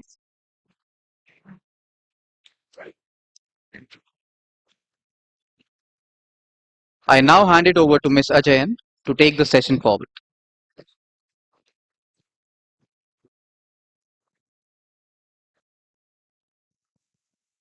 Good afternoon, everyone. It's a pleasure to be here. And good afternoon to the panelists. It's been a very interesting, I walked in when the Minister of Sikkim was speaking, and it was such an interesting session, to listen to him. And of course, I've always listened to Professor Tantri and his podcasts. So it was good to listen to him as well. Our session today is, of course, about key enablers for self-employment in cities. And this is such an interesting topic. A little bit of a background about Women's World Banking. I head South Asia for this organization. We're a 45-year-old organization based out of New York. But the roots are very Indian and very microfinance. One of our co-founders, of course, is Ila Ben. And so the work that we've done, while predominantly has been on the rural side, also involves a lot of urban. Just wanted to share a couple of points before I kind of throw it open to, we have very interesting panelists, and, I'd love to hear from them. But just a couple of things that I wanted to share from the work that we've done. We've reached about 75 odd million in India, 75 odd million women. And the work that we've done on the payment side, with of course, Sohini is an old friend from NPCI. We've also worked with private players like Google Pay. And it was so amazing to see that in the urban milieu, and not to mention the rural milieu as well. Women are, and men, they just need a little bit of a hand holding, and they just kind of take off. And I think there was a reference to the JSS point in the morning as well about, about how digital inclusion is such a key to driving self-employment. The second part was also about the work about urban mobility. We've done work with Urban Company in many cities, and we actually figured that urban mobility actually leads to 2 or 3 things. One is that she is able to actually do one more job, leading to an increase in income of about 5,966. We have to be precise. We're a non-profit. And also the volatility in terms of the jobs came down significantly. Direct correlation between mobility and urban jobs. All of these, I'm sure, are part of the conversations across the multiple panels over the next couple of days. But I think what Mr. Tantri was also mentioning earlier is about the coming together, and what the Honorable Minister also mentioned is the coming together of the ecosystem. And we're talking about the micro, meso, and the macro level, really. I mean, it's got to be the end consumer and how to strengthen her skills. Equally, the private and public partnership in terms of the institutions and making them show the business case. And of course, for the government as well to participate from a policy-making perspective. And so we have a very interesting panel consisting of Professor Jain from IIM Calcutta, they're all going to introduce themselves, but he's done some very interesting work with his innovation lab. We also have Sohini from NPCI, who's, I would say, a leading expert when it comes to payments and retail credit in this country. We have Mrs. Henna Usman from the MOSD And we will understand how the skilling and the gaps in the skilling, is so key in terms of taking people out of poverty and into empowerment. And of course, we have Mrs. Garima Kapoor from the DFS, kind of guiding, sitting where she is in terms of the, DFS, in terms of what are the other kind of products and services that are required for urban livelihood. And of course, we also have a state representative in terms of Sangeeta Rayani from one of the advanced states in Gujarat, and a long-time partner of NULM from NHB. We have Mr. Vishal Goyal. So I'm going to start off the panel, and I'm conscious of the time. I'm going to start off with a question to Ms. Hena Usman. Yeah. She is, of course, the Joint Secretary, the Ministry of Skill and Development and Entrepreneurship. Ma'am, maybe I would ask for a little bit of an introduction about yourself. Okay. So I'm Hena Usman, and I'm working as Joint Secretary, Ministry of Skill Development and Entrepreneurship. I'm looking after the Pradhan Mantri Kaushal Vikas Yojana, and I'm also looking after the entrepreneurship vertical. So that's about it. Yeah, thank you. And in terms of the skilling initiatives that your ministry is particularly taking to bridge the gap between the workforce, and I think there was again a reference to this workforce in plenty in this country. I don't think there's any shortage of workforce. So how do we make them ready and in the rapidly changing urban job markets? It would be very interesting to hear what you're doing. Yeah. So thank you. So as you all know that the ministry is a relatively new ministry, and we're about 10 years old. And the Skill India mission is also completing around 10 years. And there are 3 schemes which are a part of the Skill India program. And these schemes are the Pradhan Mantri Kaushal Vikas Yojana. You have the Jan Shikshan Sanstans, which was set up with the purpose of bringing skilling to the doorstep. And that was basically the clientele and the target group of the Jan Shikshan Sanstan is basically women. And then you have the National Apprenticeship Promotion Scheme. So in terms of numbers, under the Pradhan Mantri Kaushal Vikas Yojana alone, we have skilled around 1.64 crore people. The Jan Shikshan Sanstan again around a little bit over 30 lakhs, and under the National Apprenticeship Promotion Scheme around 49 lakhs. Now that's for numbers. Coming to think about the sectors, we at the ministry believe in skilling being aspirational, and that is what we are working towards. So that skilling should also become the first choice. Skilling should not be the last option.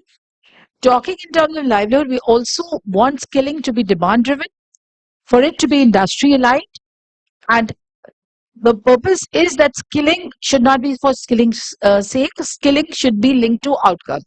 So we're also designing the next version of the Pradhan Mantri Kaushal Vikas Yojana and the Skill India mission as we move on, because as you see, schemes are evolving. So we learn from the experiences and we learn from the feedbacks. Now regarding the skill gaps, we had set up under the Conclave scheme of the World Bank, we had set up a mechanism for drawing up the district skill development plans. Now we hope to strengthen that further, and the idea is to get the information from the ground level, so that the district skill development plans then feed into the state skill development plans, and then we are able to draw up the plans for the nationwide skilling. The skilling again should be sector specific, so that we are able to align with the needs of the sector. And as everyone pointed out, that we have a huge demographic dividend, which, while it is a challenge, it also is an opportunity for us. And skilling, as of now, we have a national qualification register. The national qualification register has more than 2,500 NSQF, which means the National Skill Qualification Framework Aligned Job Roles. Now, these job roles have been given a certain level, but so that the courses which we give, they are tailor-made to the skilling requirements. And then we would also want, as you would be aware, the ministry, the government has recently launched the PM Setu. So what I spoke to you about was a short-term skilling ecosystem. Regarding catering to the long-term skilling, we have a huge network of NSTIs and also ITIs in the states. The ministry looks after the policy matters of the ITIs, and the state governments look after the monitoring and other matters of the ITIs. And there are about 3,000 government ITIs, and about in all, we can say there are more than 14,000 ITIs. Now, the PM Setu scheme, which has been launched, that looks at the upgradation of about 1,000 ITIs in the hub and spoke model. That is where we want to have sector-specific models. We want to set up centers of excellence. And as I spoke about skilling becoming aspirational, there's a strong link between the center, the state, and the industry partnership. So we're looking at industry also at projecting demands and also giving their inputs regarding framing of the curriculum so that the curriculum is more aligned to the requirements of the industry.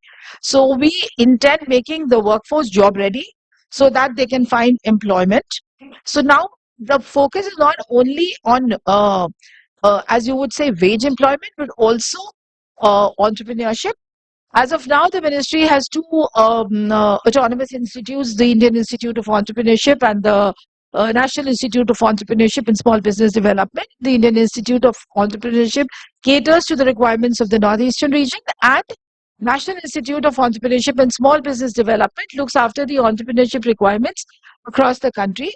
The centers of the National Institute of Entrepreneurship and Small Business Development are housed in the various NSCIs or the National Skill Training Institute. So in terms of the, out of the 2,500 job roles which I mentioned, about 600 job roles are of the new age sectors. Now the new age sectors, when we speak about the new age sectors, it includes AI, robotics, green jobs, healthcare, which is emerging. Then we have in terms of the aviation sector, even skilling for construction workers. Now, like skilling, again, the skilling programs are about short-term trainings, which extend to about 3 months. And then we have something called recognition of prior learning, which happens in the industry premises, and where the idea is to provide, because skill again has to be upgraded. So we are also looking at diverse sectors like the construction workers. We are partnering with other ministries as in Namaste. And just to share that all the ministries are doing some part of skilling in their own ecosystem. The ministry as a nodal ministry wants to provide a common platform for which there is a Skill India Digital Hub. And the Skill India Digital Hub has around more than 3,600. You have industry aligned courses on that, and then you have more than 13.6 registered learners. So the idea is, plus the interconnectivity or the linkages with the national career, the NCS platform, and also with the eShram portal. And the idea is that we in this we're looking at the API integration with the other platforms of the other major flagship schemes of the government, so that we are able to aggregate the demand for skilling. We are able to provide a seamless kind of a lifelong skilling kind of a thing, where skilling can be tracked also on a digital platform. And then we are able to aggregate the demand and also tailor-made the skill courses to meet the demands. Thank you so much. That was phenomenal. I mean, what a comprehensive approach. Breadth, depth, industry partnership, new age, traditional industry, all of which, so it seems like such a comprehensive way in which we are addressing the need of skilling in this country for the youth. I'll now come to, I think it's a natural segue, sir, to you. When you're talking about skilling and students, I think IIM comes to mind right away. Right. And so I just wanted to ask you in terms of what lessons can India learn from global models, and specifically the venture that IMC has been driving. What are the kind of, how do you think academia and think tank can really, join up at the hip, so to speak, of to solve this problem? Thank you. I would like to start with deriving a few thoughts from what was mentioned in the morning. So, Secretary talked about Prime Minister's thinking, economic thinking in urban areas. That is one thing which we in IIM Calcutta Innovation Park has been doing. So, we have actually thought about economic thinking in rural areas. And just to give you an update, we have worked with multiple state governments. We have worked under the National Rural Livelihood Mission. In the last 5 years, we have been able to create or help more than 60 didis become crorepati didis, not lakpati didis, crorepati didis. So, that is something which we have done. That is what we are talking about, the economic thinking. And some of the learnings which we have, and it's a two-way process. We learn from them as much as we give back to them. As IIM Calcutta Innovation Park, we are also on a learning mission. We learn all the time. And we can take this to the urban areas and also create urban crorepati didis. That's something which we can do. Why do we say we can do that? Because we help in about 5 to 6 different areas. One is we talk about product. So we help these people, the ideas are there. How to develop it into a product, how to do packaging, how to do marketing, how to have go-to-market strategies. We help the smallest scale level do that. Second is capacity building. I was mentoring a woman entrepreneur from a small remote village in Manipur.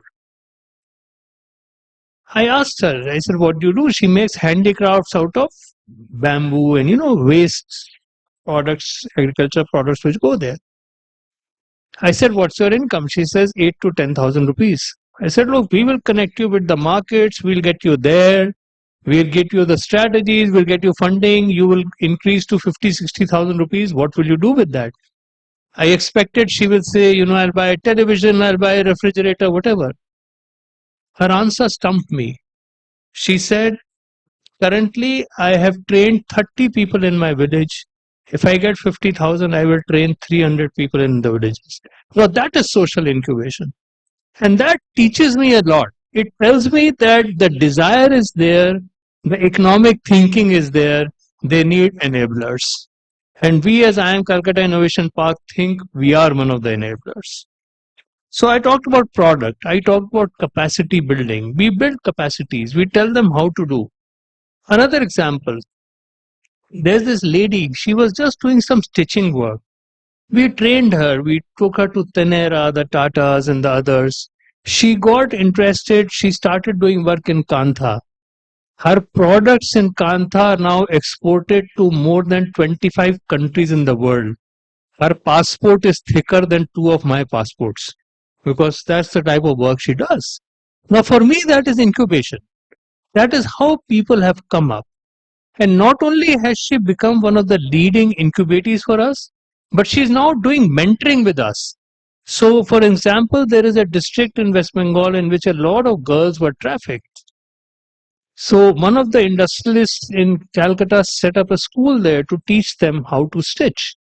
Now, this lady said, I will go teach them how to do Kantha work and I will ensure their product gets sold so that more than 600 of those girls who would have been trafficked will now become earning useful members of society. That is incubation. That is mentoring. So we do mentoring. So we allocate mentors to each and every startup. We have a pool. IIM Calcutta has more than 10,000 alums and they are available to me as mentors. So we find the right mentor for the right company who can take them through the process. That's one more thing which we do.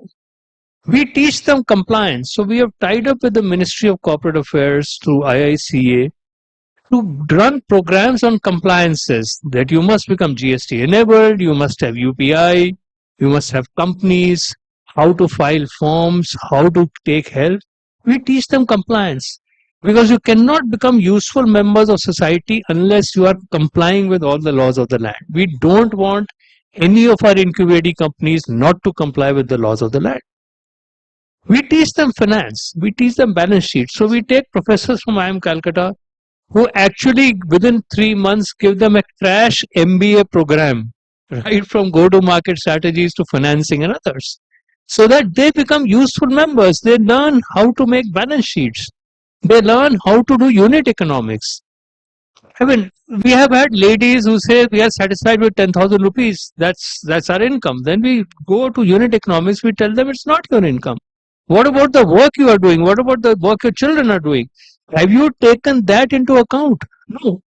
So we teach them the basics of accounting. We teach them the basics of unit economics.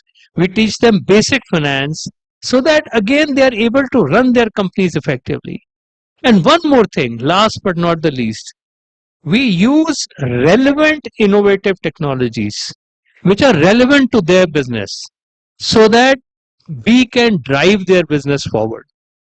And fortunately, in IIM Calcutta, of all the companies we have incubated, currently our success rate is upwards of 80% in terms of incubation. And that is because we never give funds upfront. We tell them we'll give you one tranche, we set milestones for them. You complete the milestone, come to us for the second tranche. Complete the second milestone, come to us for the third tranche. And then we mentor them through the process. You know, one of the problems we have found in the incubation system, pardon me for saying we are in a government, led urban conclave. But the problem is giving funds is easy. Mentoring is the difficult part. And that's where we come in. We do not give funds, even when seed funds are allocated to us through government programs, we never give it upfront. We do a phased out, program of giving them funds so that we can mentor them, we can take them through the process, we can run MIS with them, we can get their results so that they become useful members of society. One of the things which I always insist is it's not a question of how many people you have granted money to, but how many companies have survived 3 to 5 years, how many jobs have been created. For me, that is incubation. Thank you. Thank you so much. Quite a lot to take up from your points, but I quite like the fact around confidence building and social incubation. I think those were such relevant points because our research across the globe tells us that the barriers for a woman's empowerment oftentimes is confidence. It's not just skills. A lot of the times she needs the confidence, to run her entrepreneurship. So may I just add one more thing here? Yeah. When we did this, for example, in Bengal, we did it in 3 states. In Bengal, we got 28,000 women applicants. From that, we took it down to 3,000. Those 3,000, we trained how to make a one-page pitch. Yeah. And then we took it down to 500, and then we trained them how to pitch. Yeah. So that's what confidence building is. Yeah, I know. So the 10-second elevator pitch, literally at work, I guess. Yeah. No, so thank you so much. I'd love to move to Ms. Garima Kapoor. Yeah. We've heard about skilling. We've heard about an enabling environment from an incubation and very relevant skills. From a DFS point of view, the other enablers really to kind of push the, the self-employment and the confidence in, becoming entrepreneurs. What are the kind of financial products DFS believes are required, for the urban, livelihood.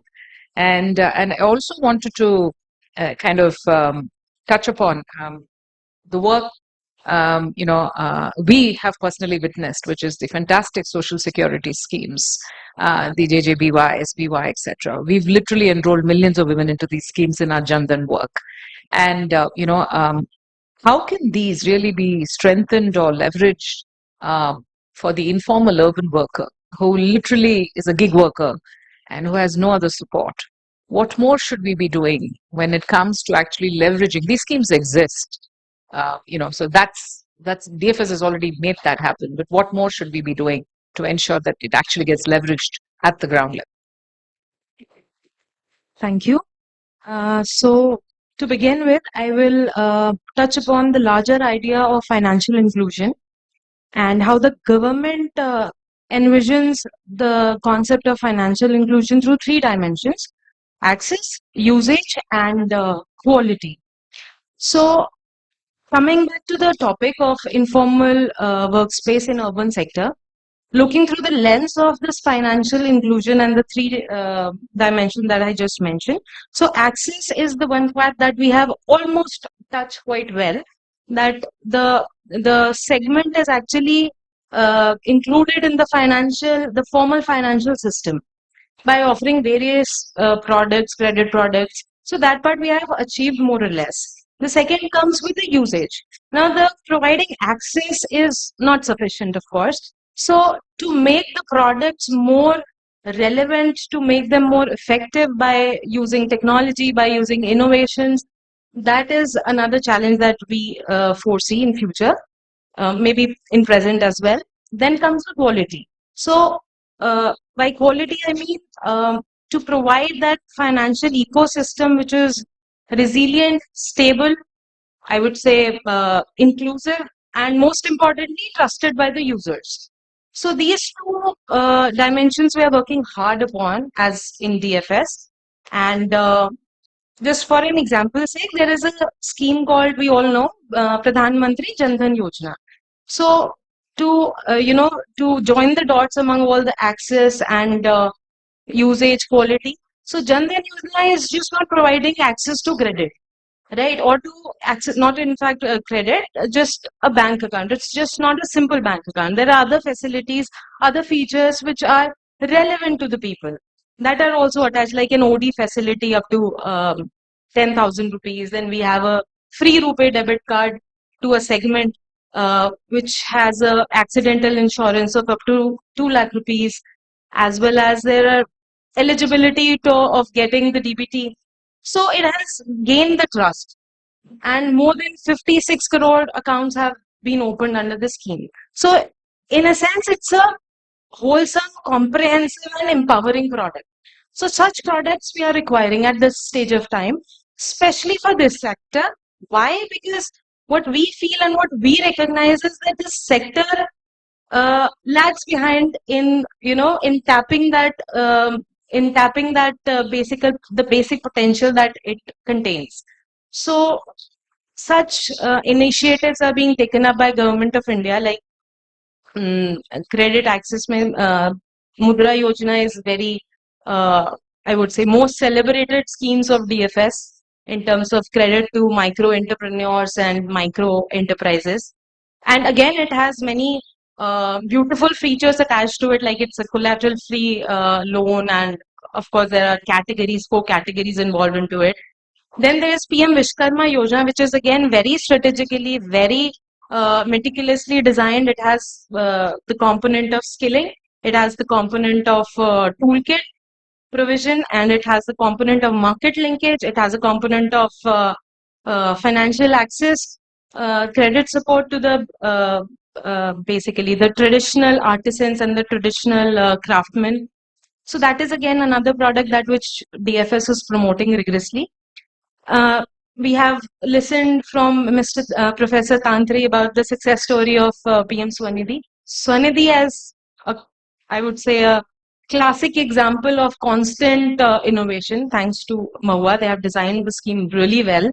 And with the credit card being launched in upcoming days, so very innovative features has been attached to credit card, which were never thought of earlier.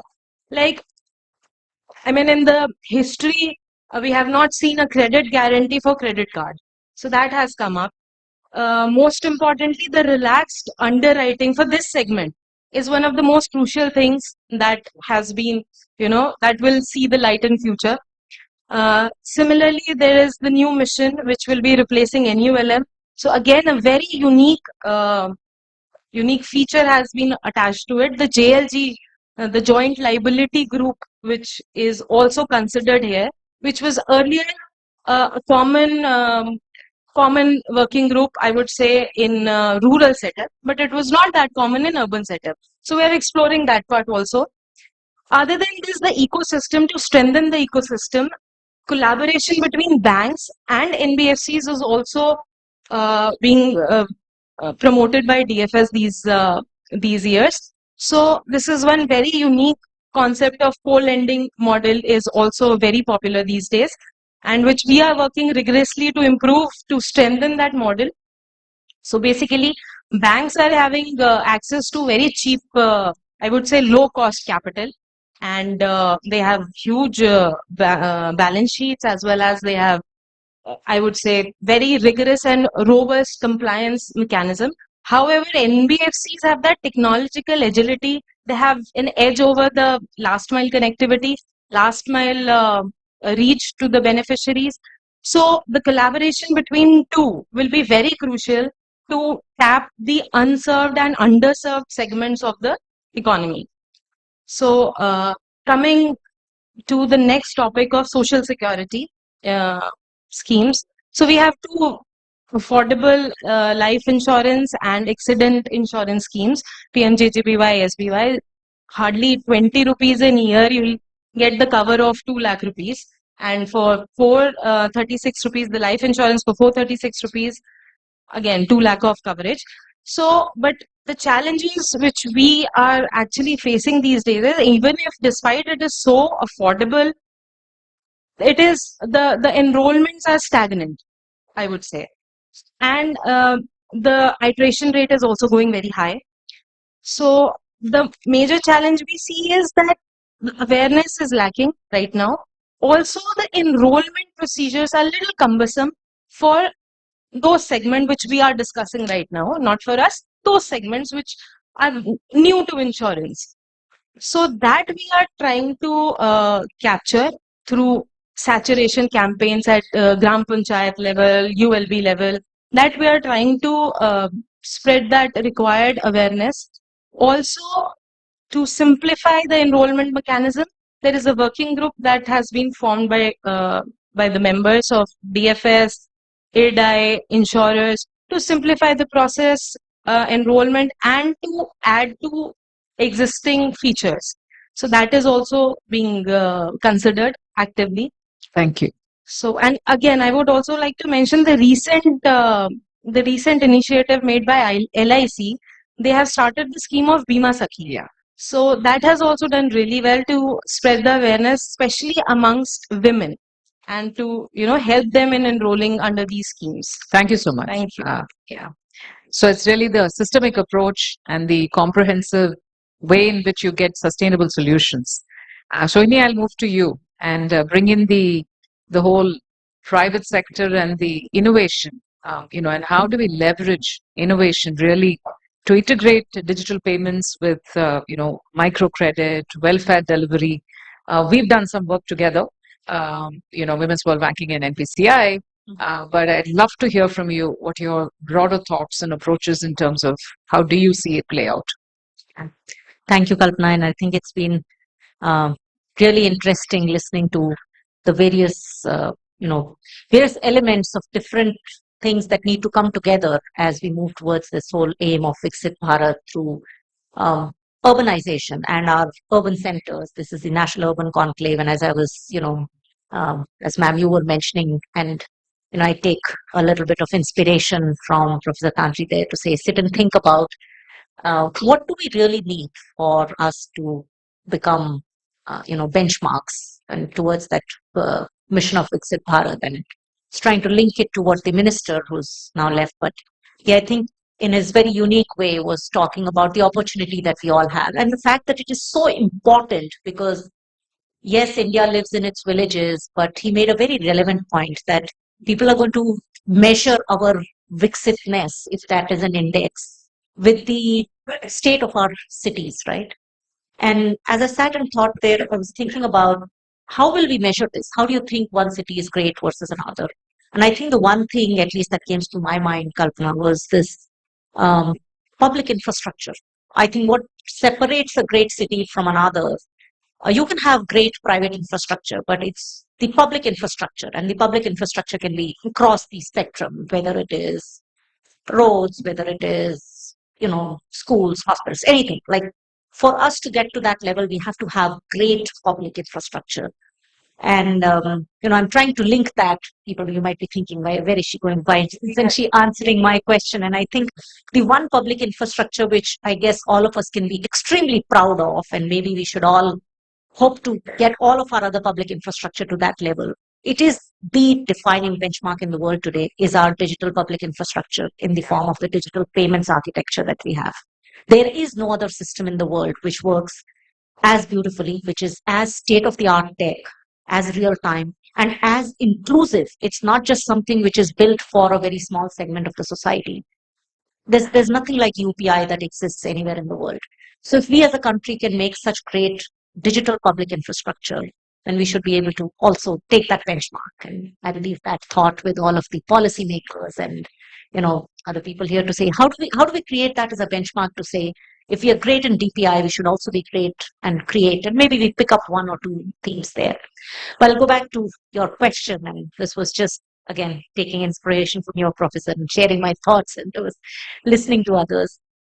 So I think NPCI, National Payments Corporation of India, which I'm representing here today, already under the aegis of the Reserve Bank of India and also the guidance of the Department of Financial Services, DFS, we've done a whole lot of things. You mentioned about microcredit, welfare distribution. If you look at some of the fantastic schemes that were outlined here, whether it is the direct benefits transfer, which is again a phenomenal model, and I think it works. NPCI's role there is actually just to provide the rails, provide the technology and the infrastructure to ensure that whatever schemes the government is coming up with, we're able to deliver that in a foolproof method to the people who deserve. So we make it efficient for the government, for the policymakers, and we make it relevant for truly the people. So, we remove all the fake beneficiaries. We make it real time. So, it's not like there is 30 days between when the money was released to when the money reached, and then there's reconciliation. So all of that inefficiency, I think there's been a lot of things that we've been able to do. And it's not just UPI. There's a whole lot of other payment systems that NPCI runs. UPI just happens to be the most popular one, which everybody knows about. But we've been partnering in the disbursement of all of the direct benefits transfers, many of the direct benefits transfers. And I can say hopefully that we are adding a lot of value to the entire government and the public in that process. The PM Swanidhi scheme, which I was seeing a few, there were some videos being run, and I think it's phenomenal. We saw some of the beneficiaries of PM Swanidhi scheme. I think if we start with what that is doing is giving people an identity, and everyone who's sitting in the audience here, people are up there in the financial chain. Most people, and you can understand that what do banks do when they give you a loan? Because the focus finally is credit, right? All of these people we've spoken about, they need help to get out of the poverty trap. They need credit. India needs a lot of credit.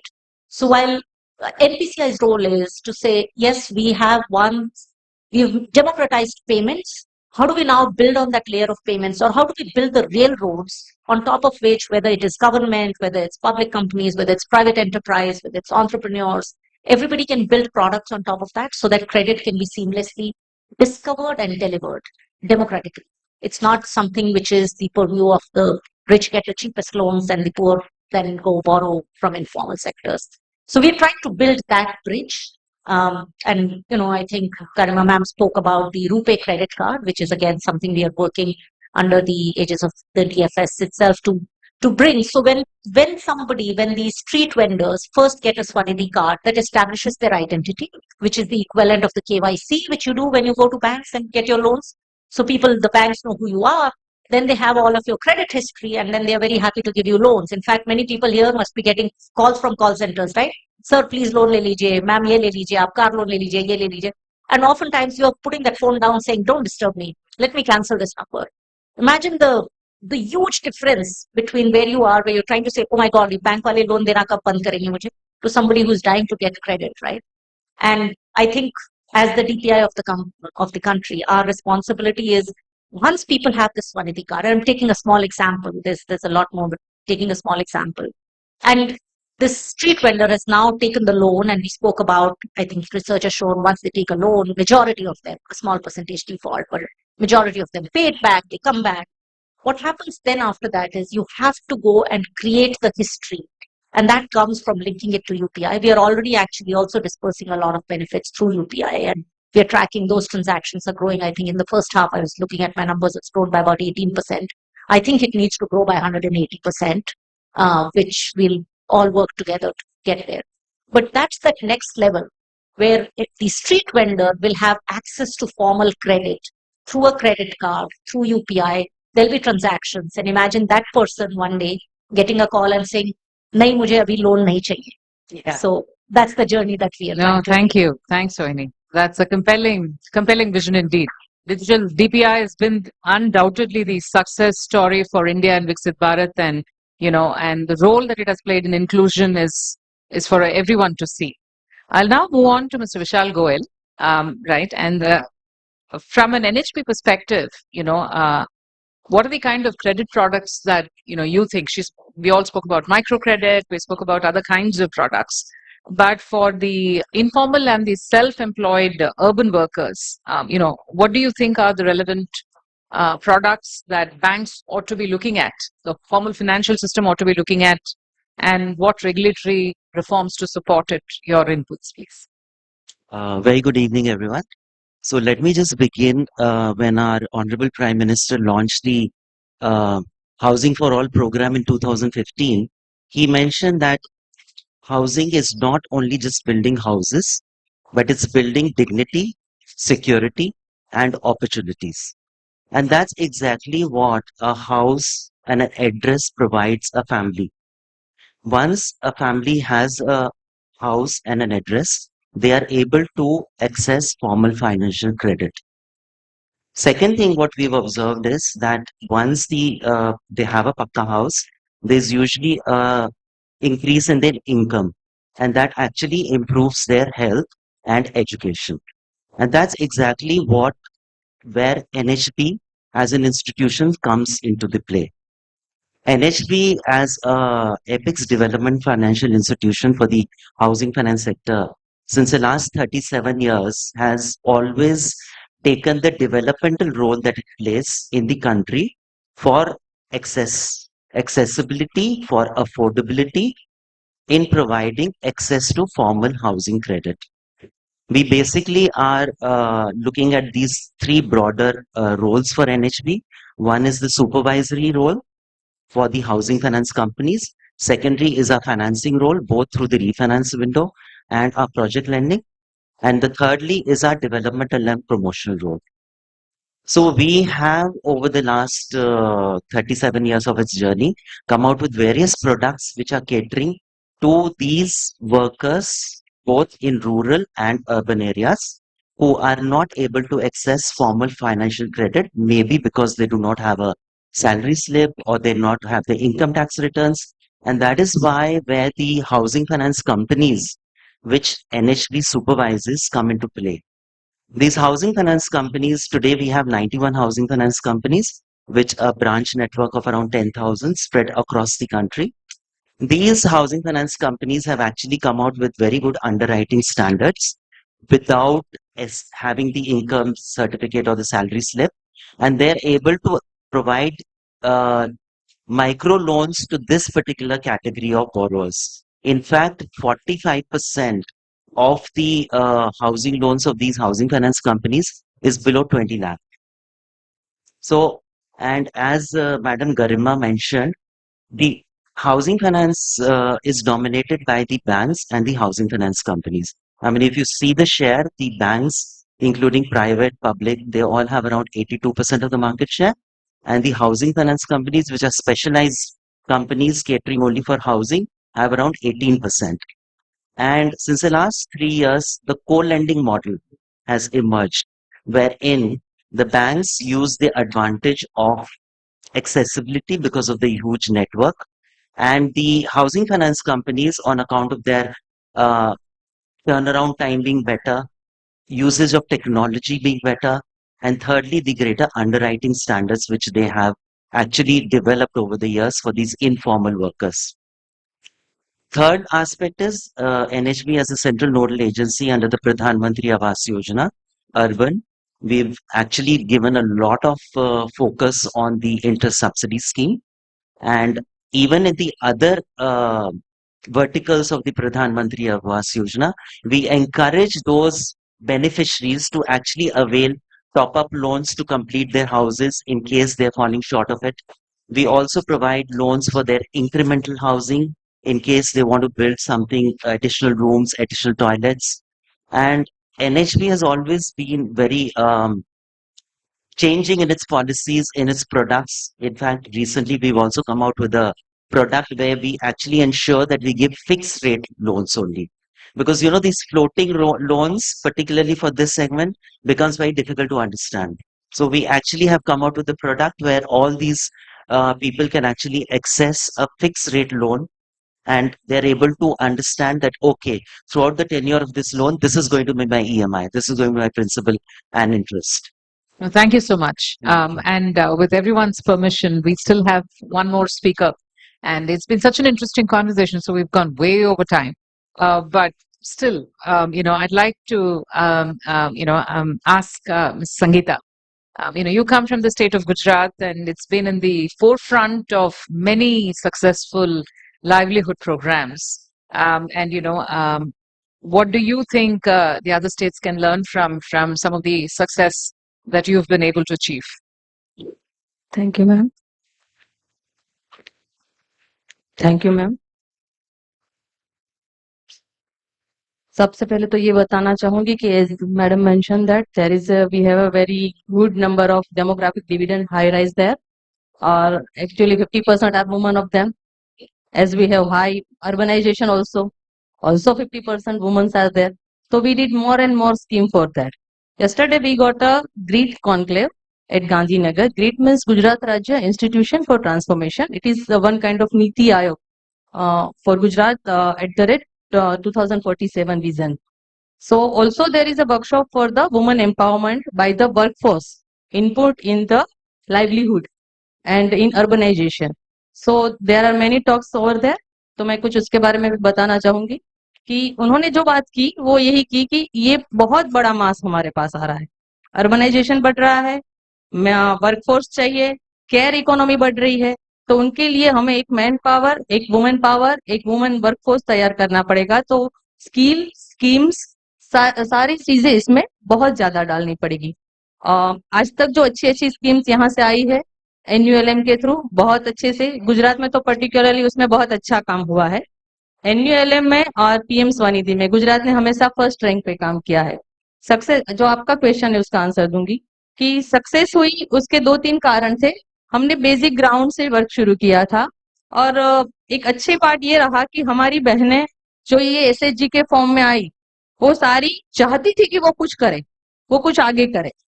जैसे मैं recently बताना चाहूंगी कि day NULM तो अब scheme खत्म भी हो गई, 10 साल हो गई, ये हम चला रहे थे, नई DJS लॉन्च होने वाली है. तो बीच में हमने क्या किया कि एक हमने अच्छी बहुत माई बैग इवेंट, माई थैली, जिसको थैली हम थैला बोलते हैं गुजराती में उसको, तो माई थैली इवेंट है, पर वो माई बैग इवेंट हमने एक डाला. उसमें हमने क्या किया कि जो वेस्ट कपड़े है घर पर उसको लाइए, हमारी SHG के बहनें बैठेंगी, ULB पे बैठेंगी अपना मशीन वगैरह लेके, हमने स्पेस भी प्रोवाइड की वहां पे, और वहां वो आपका वेस्ट कपड़ा जो भी है उसमें से आपको एक अच्छा सा बैग बना के दे दी फ्री ऑफ कॉस्ट. तो इससे क्या किया कि अगर आपका खुद का बैग है तो आप प्लास्टिक बैग यूज नहीं करेंगे, तो हमने प्लास्टिक फ्री के कन्वर्जेंस, इसमें हमने SBM को कन्वर्जेंस लिया, SBM से फंड लिया. जो भी बहनें काम कर रही है उनको हमने फंड SBM से दिया. वेस्ट मटेरियल आ रहा था तो वेस्ट मटेरियल कम भी हो गया, फ्री ऑफ कॉस्ट है तो लोगों को कोई चार्जेस भी नहीं लगा, और जो हमारा जो प्लास्टिक वेस्ट था वो भी कम हुआ, कार्बन क्रेडिट भी मिला, एम्प्लॉयमेंट भी जनरेशन हुआ, और एक छोटी छोटी एंटरप्रेन्योरशिप जैसी बहनों को मिला कि वो खुद कुछ कर सकती है, बाहर निकल कर सकती है. तो थोड़ा हैंड होल्डिंग किया, अब बहनें अपने आप ही ये चला रही है, तो ये अच्छी इवेंट हो गई. ऐसे हमने स्वच्छता सखी किया. स्वच्छता सखी में भी हमने यही SBM के साथ ही कन्वर्जन किया कि हमारी बहनें जो हमारा वेस्ट कलेक्शन के लिए जो भी वाहन जाती है उसके साथ हमारी बहनें जाएंगी with a good apron and a cap, tag of स्वच्छता सखी, और वहां की जाके IC एक्टिविटी करेंगी, सेग्रीगेशन ऑफ वेस्ट की कैसे करना है, क्या करना है, क्यों जरूरी है, ये सारा काम करिए. उनसे उनको एक रोजगार भी मिला और उनको लोगों के साथ इंटरेक्शन का मौका मिला. सबसे बड़ी बात तो ये अच्छी हुई कि यहाँ से इंटरवेंट करके SHG मेला हमने किया, पर्टिकुलर 100 स्टॉल का SHG बहनों का SHG मेला. एंड मैं आपको बताना चाहूंगी कि उस 5 दिन के मेले में हमने 39 lakhs का बिजनेस किया. अब 100 स्टॉल थे और 39 lakhs अगर इक्वली डिवाइड करें तो भी 4 लाख एक बहन को मिला. 4 लाख 5-6 दिन में मिलना बहुत बड़ी बात होती है. तो उसके बेस पे हमने क्या किया कि ये स्वदेशी मिशन लॉन्च हुआ तो हमने स्वदेशी मेला अनाउंस कर दिया. अब हमने 16 जगह पर स्वदेशी मेला किया. फुटफॉल बताऊं मैं आपको 40 lakhs फुटफॉल, और हमारा 10.5 करोड़ का बिजनेस किया. तो ये जो है तो ये इस तरीके से इनिशिएटिव लिए। अभी क्या है, छोटी छोटी चीजें करते हुए अभी यहाँ पे जो ये मेले लगे थे, हमने वाइब्रेंट गुजरात किया, उसमें भी हमने अपना एक स्टॉल लगाया था। तो वहां से ऑर्डर आते हैं इंटरनेशनल, नेशनल, जैसे अच्छी अच्छी चीजें होती है तो बाहर भी लोग ले जाते हैं, बड़ा ऑर्डर देते हैं। तो छोटी छोटी बहनें अब एंटरप्रेन्योर बन रही है। तो ऐसे छोटे छोटे इनिशिएटिव लेके गुजरात ने आगे किया है। But there is, I say के more yet to come and more ways to go. तो अभी और ज्यादा अच्छी स्कीम भी लाना जरूरी है और अच्छे से सक्सेसफुल इस वर्कफोर्स जो हम वुमेन का कह रहे हैं, वुमेन एम्पावरमेंट का कह रहे हैं, तो उसको एक एम्पावर करने के लिए हमको एक बहुत अच्छी से स्कीम डाल के उनको आगे के आगे एक गाइडलाइन करना है, एक दिशा देना है और उनको आगे बढ़ाना है। Thank you so much. This brings us to the end of the panel, and I said way over time, but what a pleasure to talk to all of you, and thank you so much for contributing with all your ideas. Thank you, everyone. Thank you so much. I request all the panelists for a group photograph. Can we have a group photograph? Group photograph.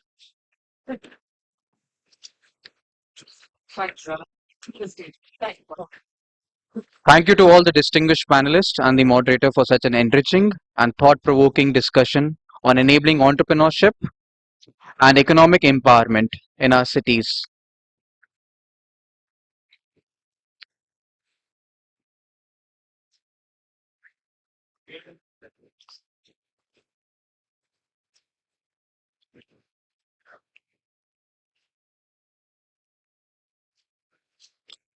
Thank you once again to all the panelists.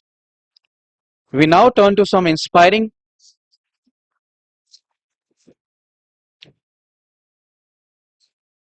due to the paucity of time, we are shifting to the technical session 2, and we'll have the stories from the field later.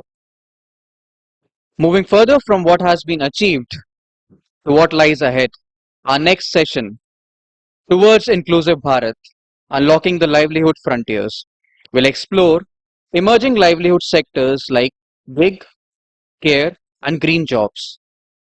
The session will be moderated by Mr. Krishna Thakur, Senior Program Officer, Gates Foundation. I request the moderator to please come to the dais. Our esteemed panelists for this session are Dr. T.K. Sridevi, Secretary to Government and MD MEPMA, Government of Telangana.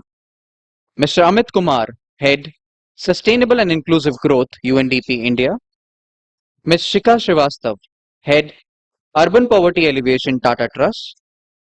Ms. Thakur Vasanta, Director Scientist, Ministry of New and Renewable Energy.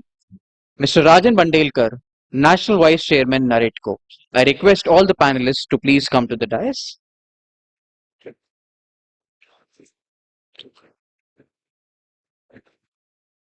With that, I hand it over to Mr. Thakur to lead this forward-looking discussion. Over to you, sir. Thank you. Good. So I think everyone, all good? You've had your tea in between? Chalo. So, after this panel, we'll take a few questions as well. So, and we have 3 presentations also. So I just wanted to check on you that all is well with you. Thank you. Yeah, thank you. No, it's great to see so many of you still in the room and not rushing out for tea and coffee. And I know we have a couple of other speakers after this, so I'll keep it snappy. We'll make a couple of changes, right? One, you may hear me talking at 1.2x or 1.5x of the speed if you're used to YouTube videos. So bear with me as I try and rush through some of these conversations. But I'm Krishna Thakur from Gates Foundation. It's a privilege to welcome you to this important conversation on urban livelihoods in India. We truly, and I'll keep the context about 2 to 3 minutes, and then we'll dive right into some of the sort of insights from our fantastic speakers. But we're truly at a turning point, right? For the first time in our history, more Indians will live in cities than in villages. The next 2 decades will add about 400 million residents to our cities, and that means most of India's sort of Viksit Bharat goals, aspirations, future will be urban. Now, whether we plan for it or not, right? Now, to match the scale of this shift, India will need to create about 100 million new non-farm jobs, And in addition, transition about 100 odd million informal jobs into especially women and migrant workers, right, into more secure, not necessarily entirely formal, but somewhat visible and supported livelihoods. So that is a mammoth task. And we are attempting it at a time of enormous disruption, right? Artificial intelligence, climate transitions, digital platforms, and robotics. So when Professor Tantri was making the presentation about dosa as something, as a skill that's not being, I mean, I really enjoyed his presentation, but a scary thought, I don't know if you've seen robots making dosas these days. So I mean, we're looking at the future is really uncertain on many of these sort of things. But we've also seen what's possible, right? I mean, PM Swanidhi, I think it's an absolutely stellar success over the last 3-4 years. The Kerala ultra poverty model that ma'am shared about, I think both are some absolutely terrific models that, on PM Swanidhi, about 10 million street vendors, right? They accessed ID, credit, digital payments, entitlements, and dignity. Most of them for the first time. It's a proof that we can design systems that can include the most excluded at scale and at a pace, when we act intentionally. Just 3 areas that we'll focus on for our conversation, right around. I think there are 3 themes. One is formalize, 2 is financialize, and 3 is digitalize. And now to discuss and deliberate some of these points, we're joined today by a unique mix of leaders from government, civil society, and the private sector. We supposed to have Manisha ji from Amazon, but unfortunately, due to some personal exigency, she could not join. But we're well represented. And solving society scale challenges like this takes all 3 working together, right? Public, private, and community partnerships are not just good to have; they're necessary. Kind of, I'll keep this brief and let's get started. Dr. Sridevi is with us, and ma'am, you've been a leader in making urban poverty visible, right? Our conversation around sort of your insights and lessons from a bottom-up model. What stood out for me is how deeply you've tried to listen to people and not just count them. Could you walk us through sort of your journey, the lessons and insights from that participatory poverty appraisal, and how you're using those insights to shape a more inclusive program? Do you have time for a PPT or just talk? However, ma'am, 5 minutes, and then we'll keep and I'll urge all the speakers to keep their response to about 3 minutes. Thank you for asking, if that's okay. Yeah. I will keep it to 5 minutes. If I can take you through quick, it would be easier to impress.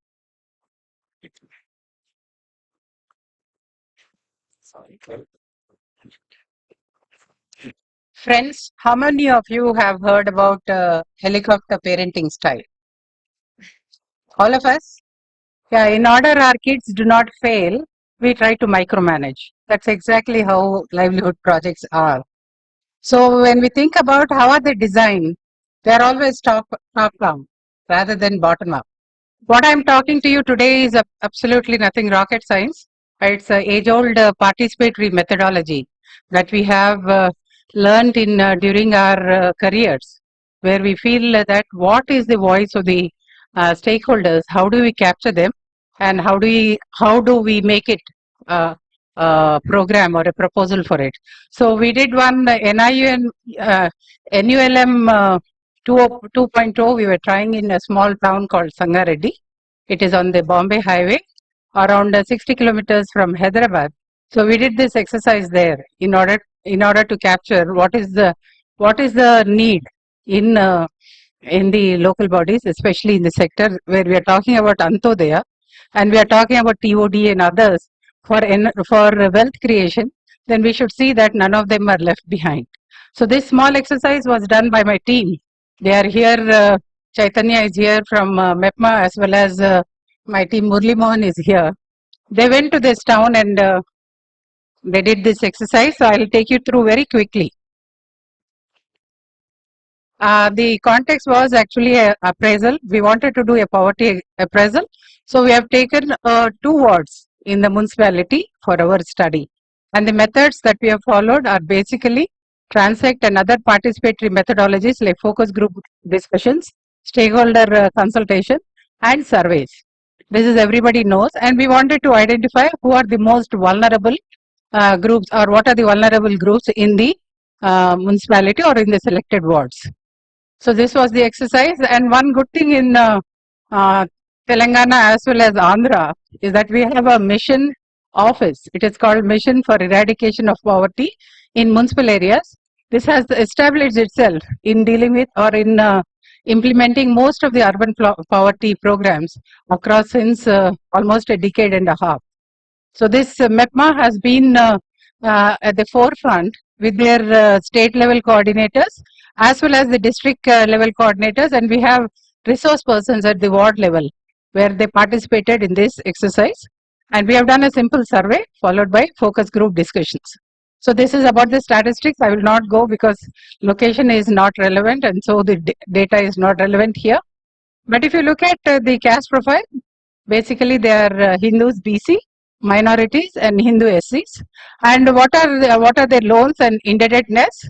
If you look at that, the loans come from money lenders, relatives, and from self-help groups and banks. And housing also we have taken in, because normally when we do a socio-economic survey, we also look at housing, because affordable housing becomes an important initiative in addressing poverty. So this is the fabric of those two wards. If you look at majorly in the informal sector, domestic workers top the list and auto drivers. Then when we talk about this, does the NULM 2.0 that we are designing is catering to these requirements or not? That is what we would like to pose questions. So when we came up with who are the people in living in this and the most vulnerable groups identified, we also went into how is their economic condition, situation, and what are the houses, are they living, skill, and other things. But we didn't stop here. We went and actually spoke to them and talked to them about what are their expectations from the government. So here are the different vulnerable groups who have been identified. The construction workers talked for continuous employment, because this is very seasonal. So they were talking about continuous employment. Domestic workers or women caregivers were talking about safety, because when they get into the house to work, their safety is something that they would like to protect. So having an ID card or some kind of a identity helps for them. And second thing also, that lot many times, even if there is a small theft, these are the people who are vulnerable who will reach the police station as victims. So these are certain issues that came very clearly on that. When we talked about gig workers, transport workers, they mainly wanted, support for vehicles. This is something that we can do through our economic support, and also for grievances redressal. Then when we were talking about waste and sanitation workers, of course, it is about their health and protective gear that we give them. So likewise, we have talked about what are those things which the agency can perform by itself. So we mapped what are their aspirations and what is that we need to do. Rightly so, Isha has mentioned in the morning that convergence is necessary when we do projects, especially the sub-schemes of Amrut. We looked at how the self-help groups are involving themselves in water quality management as well as maintenance of parks and sanitation. Similar is here, that what MEPMA can do, what NULM can do, what other training partners can do, what the welfare departments can do, and what are the banks that or the financial institutions they need to do in providing the support. In fact, I would like to tell you that because of this bottom-up approach, today we can say that PM Swanidhi is very, very successful. Because if I go by this story, the street vendors actually take every morning 100 rupees. They are given 90 rupees, and then in the evening they pay back 100 rupees. That is 10% per day. That was the thing that they used to face. And Swanidhi, when it came in 2020, when COVID came in and they lost their livelihood, government thought about how to give them a support. They came up with this 10,000 rupees as a credit. So this is one which has hit the nail. That's why PM Swanidhi was successful. I'm glad that the professor from ISB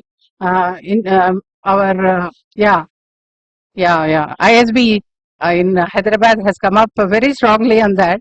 And I totally believe that unless our projects are bottom up, they are prepared based on the actual requirements of our ULBs, especially in the slums or the wards where there are where the poverty mapping is done, then only the programs will be successful.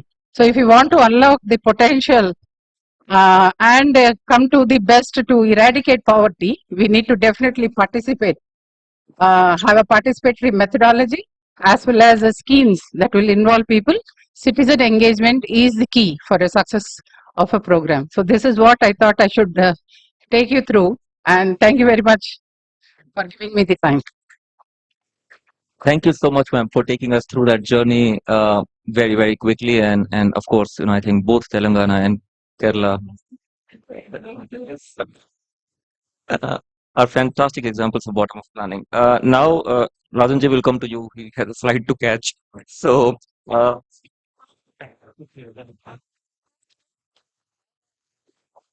wedding to attend in the evening in Mumbai. Sorry if I'm spilling too much information, but he's the chair of skilling committee at Naredco, and is we all know it's one of the largest sectors in the country, one of the largest employers perhaps, and your work around at Naredco and the skilling committee has brought attention to the critical but often invisible workforce, right? And the need for skilling and recognition that we were briefly discussing. So why do you see formal skilling and certification not just as social good, but as a business imperative, right? And what can sort of cities, industries, and missions like NULM do differently, and even the skill mission, ma'am, is here, to drive uptake and demand at scale? Isha ma'am, thank you very much. Second, congratulations, because the way you have taken this entire conferences, you have given a tough to all private organizations who do the conferences and all the seminars. Hats off to you. A round of applause to Isha ma'am too. Yeah. Krishna ji, here I would like to tell of skilling and housing for all. The credit goes to only one man in our country, that is our Prime Minister. Because before Modi ji came into power, I think there was hardly any skilling was done. Sir, Prime Minister sir introduced a ministry for skilling, to be very honest, if I am not wrong, correct me if I am wrong, but that was a special ministry created. Earlier it was with some other ministry, but it was an independent ministry was created, and the skilling was given very, very importance. The same way, housing for all, Modi ji put it into every Indian's head that they should own their house. And third thing, which helped our industry as well as all the people in our country, was COVID. Because everybody bowed down to the COVID, but thanks to all the people, all Indians here, no doubt the credit goes to Modi ji, but all us also, we also fought it very well.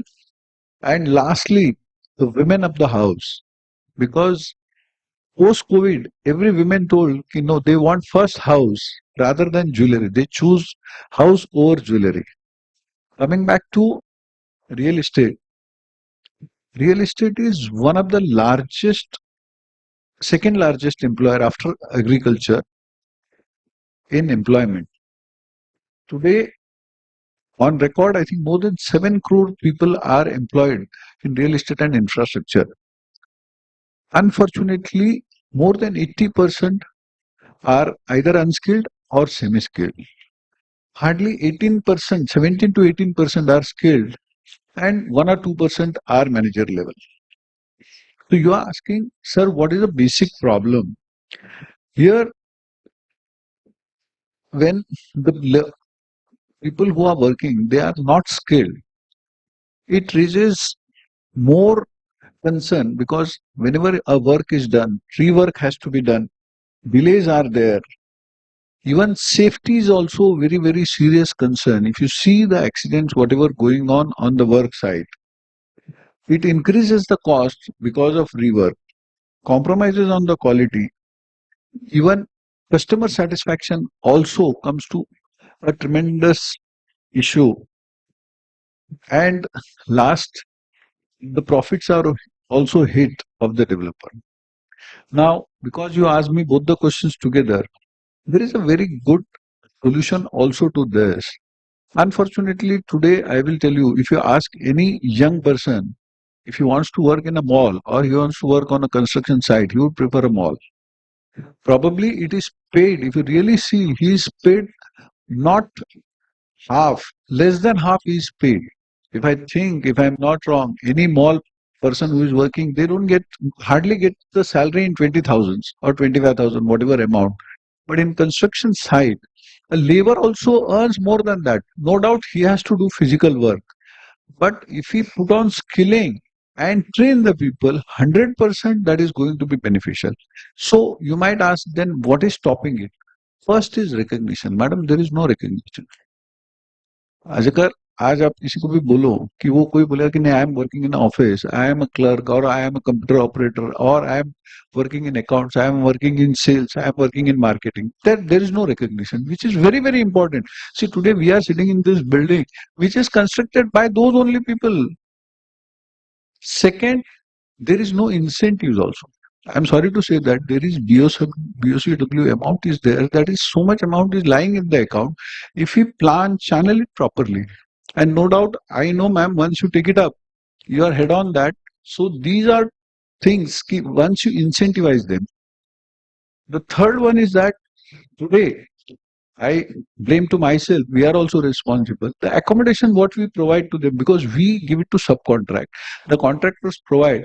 And for us, to be very honest, I should not be telling it, we have more other serious problems, so we don't get into these problems. But majority of the developers have started giving them good accommodation on the site, because the staying condition or whatever the conditions are not that individual.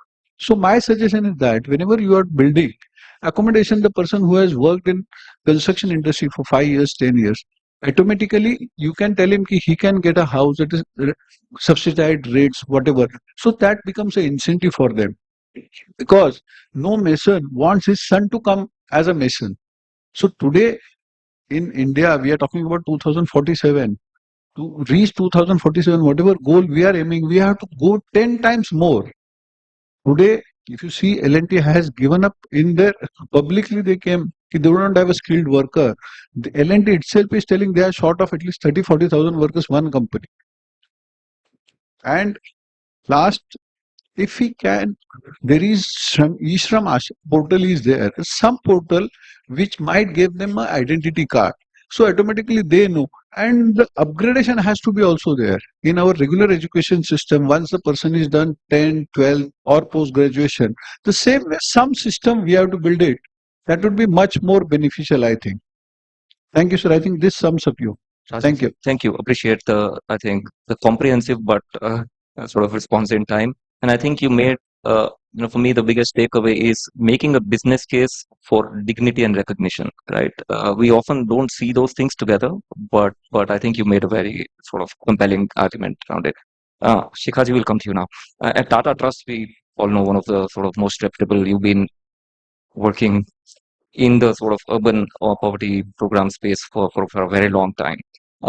You had focus on a diverse set of areas, but today I'd like to start with, I've seen your team lean into emerging sectors like care, where there is both a demand and a dignity gap, right? And so just your thoughts around how do you see care economy, child care, elder care, health as a viable livelihood frontier for the urban poor, especially women?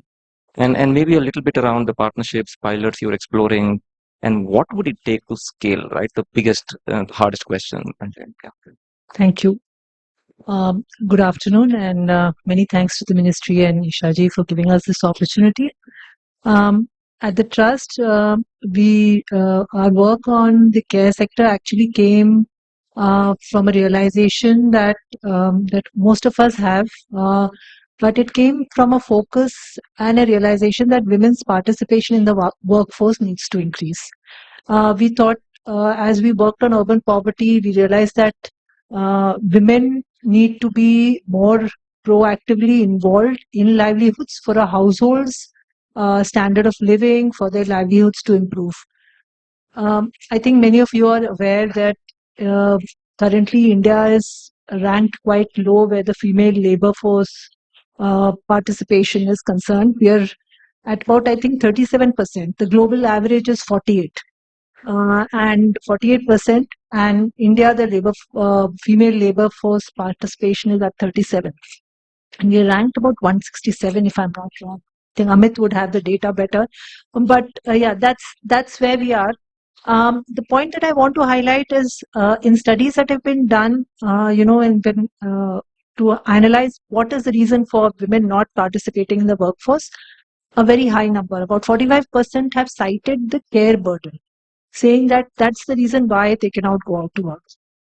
And today, this afternoon, we've been talking about the vulnerable section. And so if we talk about the informal sector, which speakers before me have mentioned were about 60% of the urban economy, the situation on the women's participation front is even lower.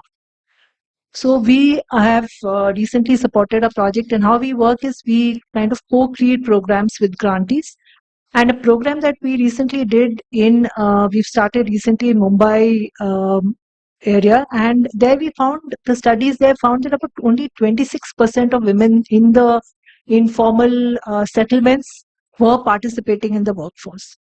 So the care burden there disproportionate on the women, and also what happens as women participate in the workforce in the informal sector, their requirement of care changes. It needs to be longer, it needs to be flexible, it needs to accommodate women's requirements. So here I'll talk about two aspects. One is, of course, the demand for care, which for the informal sector, for women participating in the informal work, is longer. They need more flexible hours of work. We all have domestic help in our houses. We expect them to stay back late. We expect them to come early. We do not think about who's looking after their children. And that is something that we have to cater to. So one is the demand. The other is the supply side. Where are the caregivers going to come from?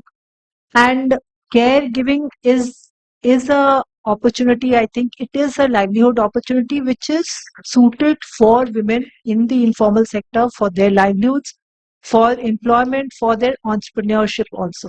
And I'd like to illustrate this with two programs. One that I mentioned that we have launched recently with an organization called Apnale in Mumbai. And this is in the I think this is M East Ward in Mumbai. Very, very, very crowded, very dense slums, no Anganwadis. Here the model that we've looked at is a community childcare model, where women living in those slums, because some women, because of their social barriers, are not allowed to go out of their houses to work. And there are other women who are going out to work but do not have people who can look after their children or the elderly. So what is the solution that can be found? And we found a solution which kind of married the two. So here we trained community women as caregivers. So the community women were trained as in caregiving. They were provided, early learning equipment. So every household or two households that took up, it kept about 4 to 5 children. They're looking after 4 to 5 children each. Since the paying capacity of women who are going out to work is also less, so the fees is settled between the caregiver and the care provider and the person who's leaving her child there.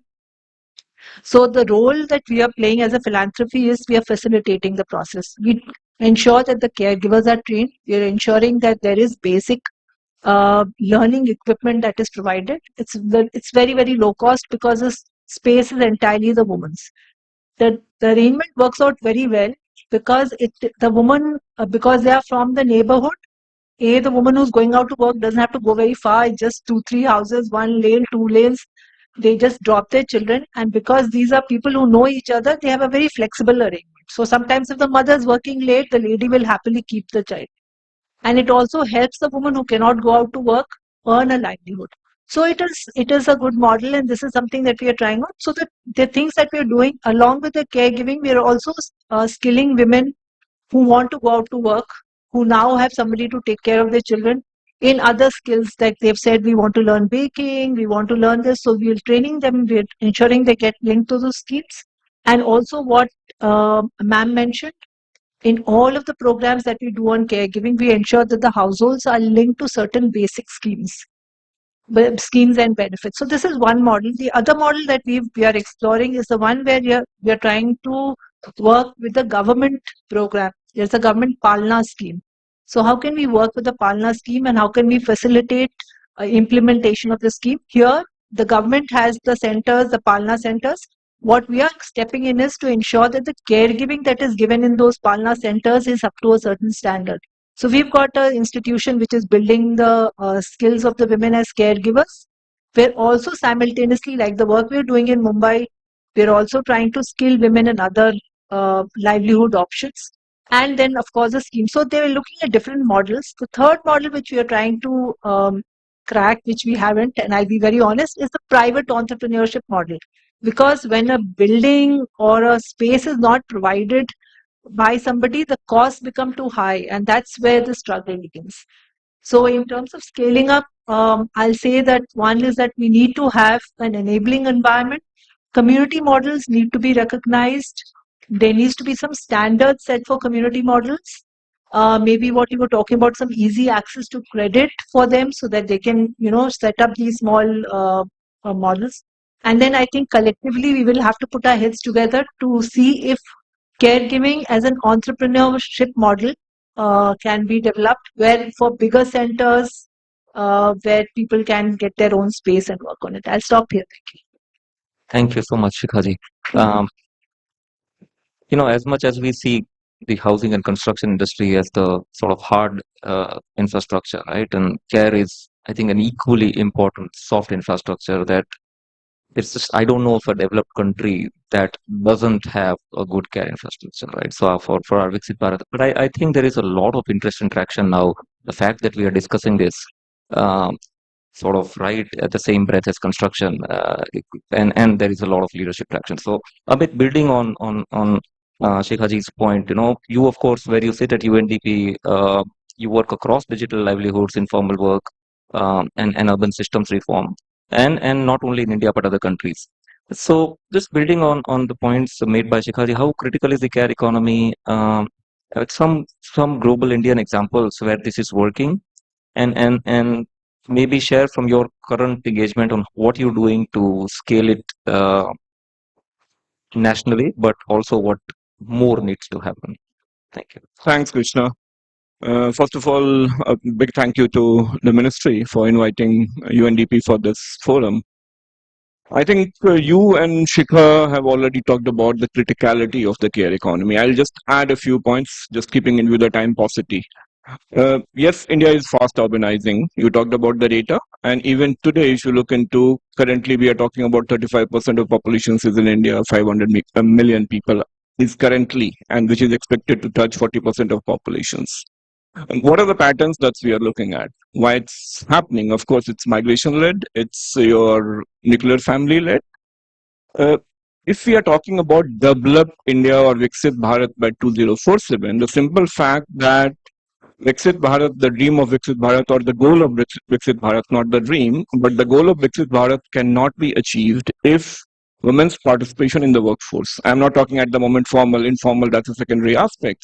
But if women's participation in the workforce is not equal, and if majority of our women are still not participating and contributing to the productive economy, then that definitely is not going to happen. So that's the larger kind of architecture that you are looking at. Now, deep diving into that one, specifically when we are talking about, Shikaji talked about the female labor force participations. Of course, the data, current government data talks about 42-43% around. However, it is primarily, there are different kind of critiques and let's say the things that it is purely driven by rural economy more. And if you look into the difference into urban economy, where what is the women's level of participation, that is still 23-24%.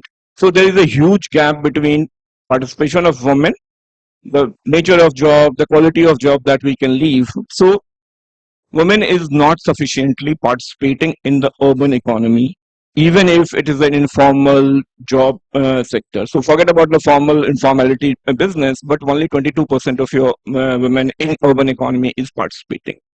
And if that is the case, the reason is very clear. Shikhaji talked about few of that.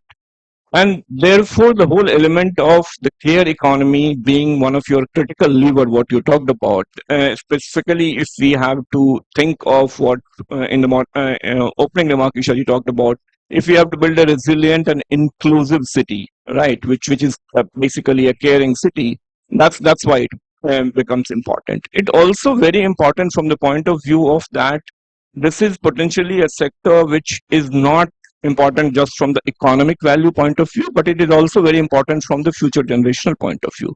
Because all of us, definitely when we walk in the markets and other places, or we see in our workplaces also when the domestic help sometimes come with the younger kid, because she does not have the facility where she can leave it, and many times she just walk her child and come, then again she has to run. So what it leads to is basically reducing the hour of work that she can do.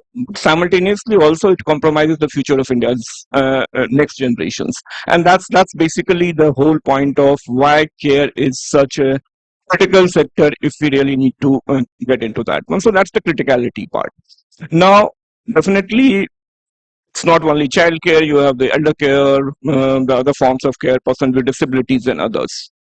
What we have been at UNDP trying to explore, we are looking at it definitely from the women's economic empowerment point of view. We work with the ministry and ULM and trying to specifically deep dive into from the child care angle. If we are talking about that's how can we create a strengthened urban care ecosystem, definitely there are 3 or 4 key parts to that. One is the part of infrastructure, right? Second is the part of skilling, and the third is the part of financing. With our work, we are trying to kind of look into that. What are the different levers? What are the different ways in which could make a movement across all the 3 levers? On the financing side, yes, the government ILO estimates about 2% of GDP, but we know that's the fiscal space does not allow us to really do that kind of advocacy, or it may not be near term possible.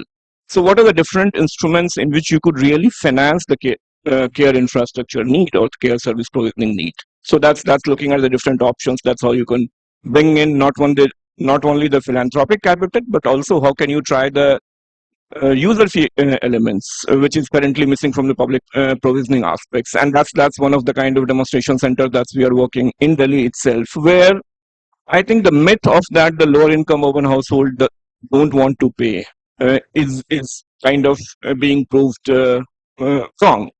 For 6 months that center is running. It's at full capacity. That's a center of 25 kids. It's running, I think even the last week when we went there, 27 kids.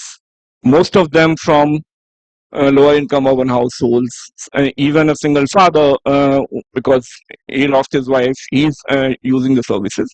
And every month 1,000 rupees is being paid by these, which sets a benchmark and which tells us that if we are looking to kind of creating public financing budgeting, we can also include the whole element of that. What could be the percentage of user fee, which allows the better leveraging of the public financing.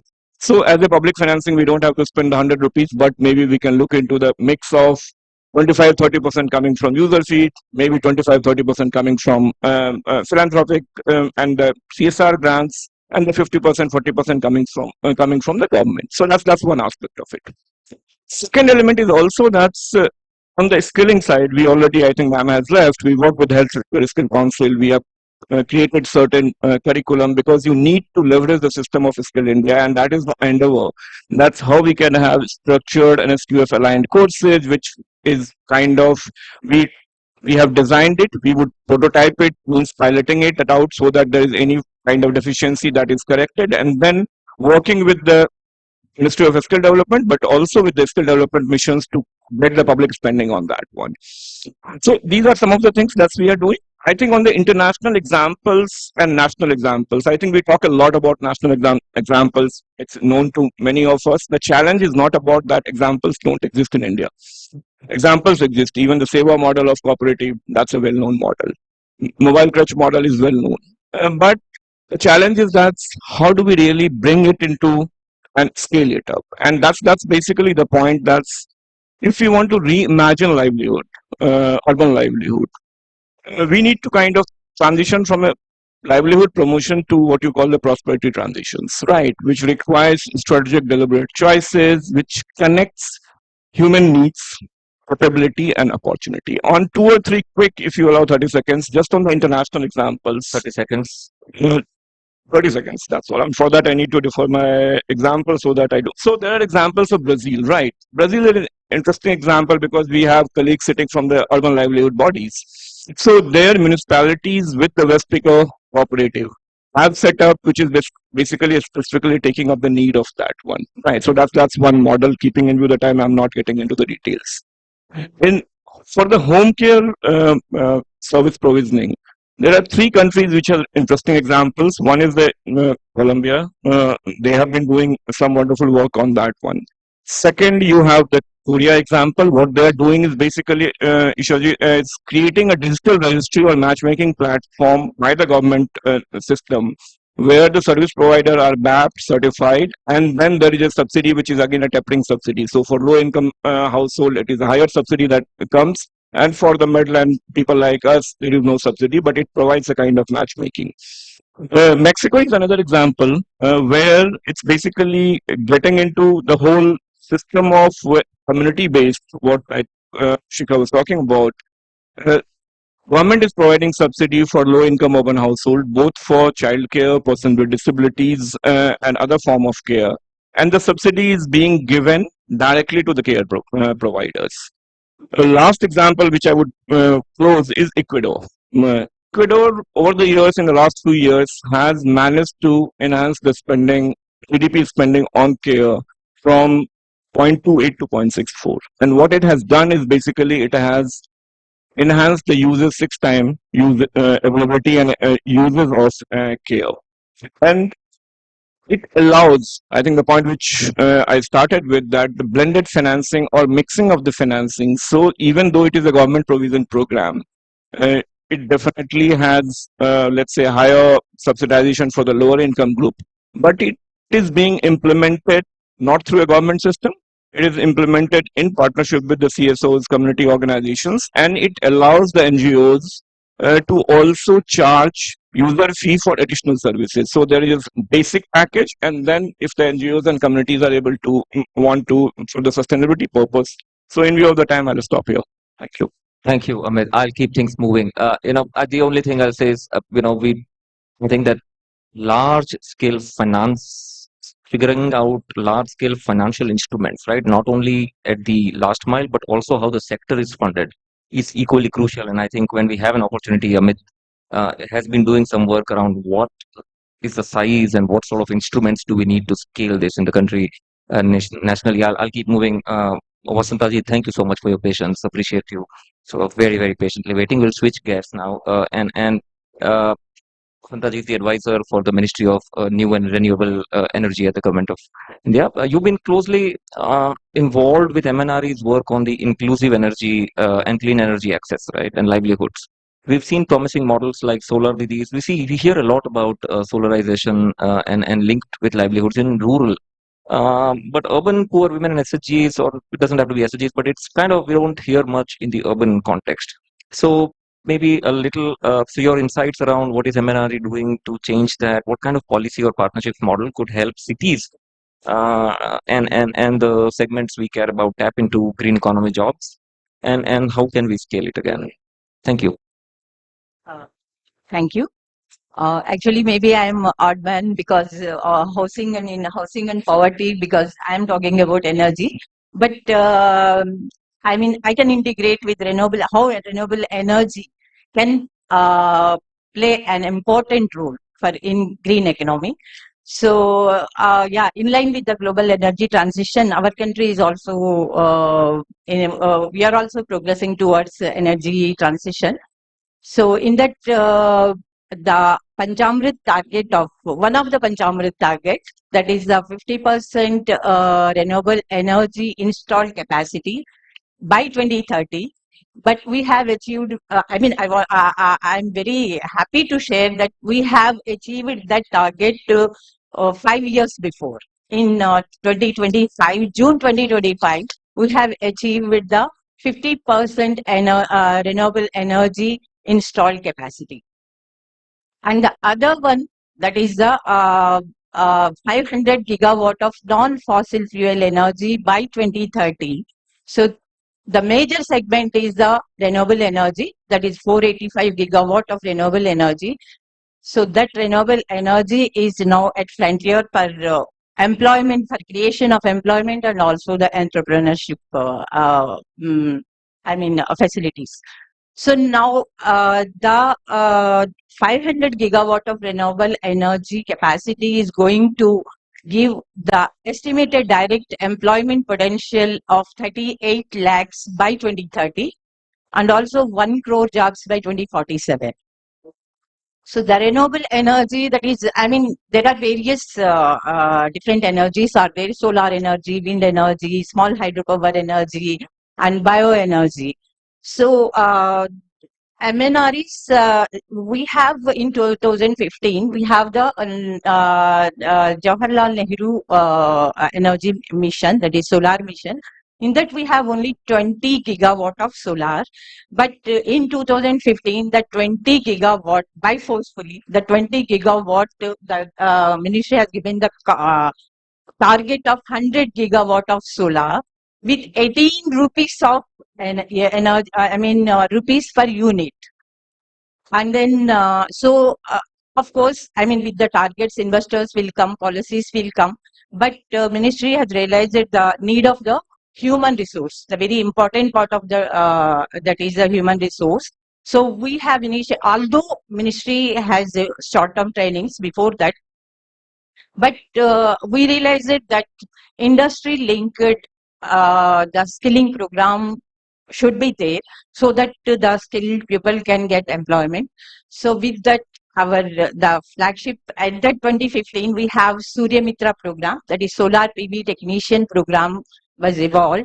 And then in that, of course, in line with that, in 2015, we have the creation of Ministry of Skill Development also.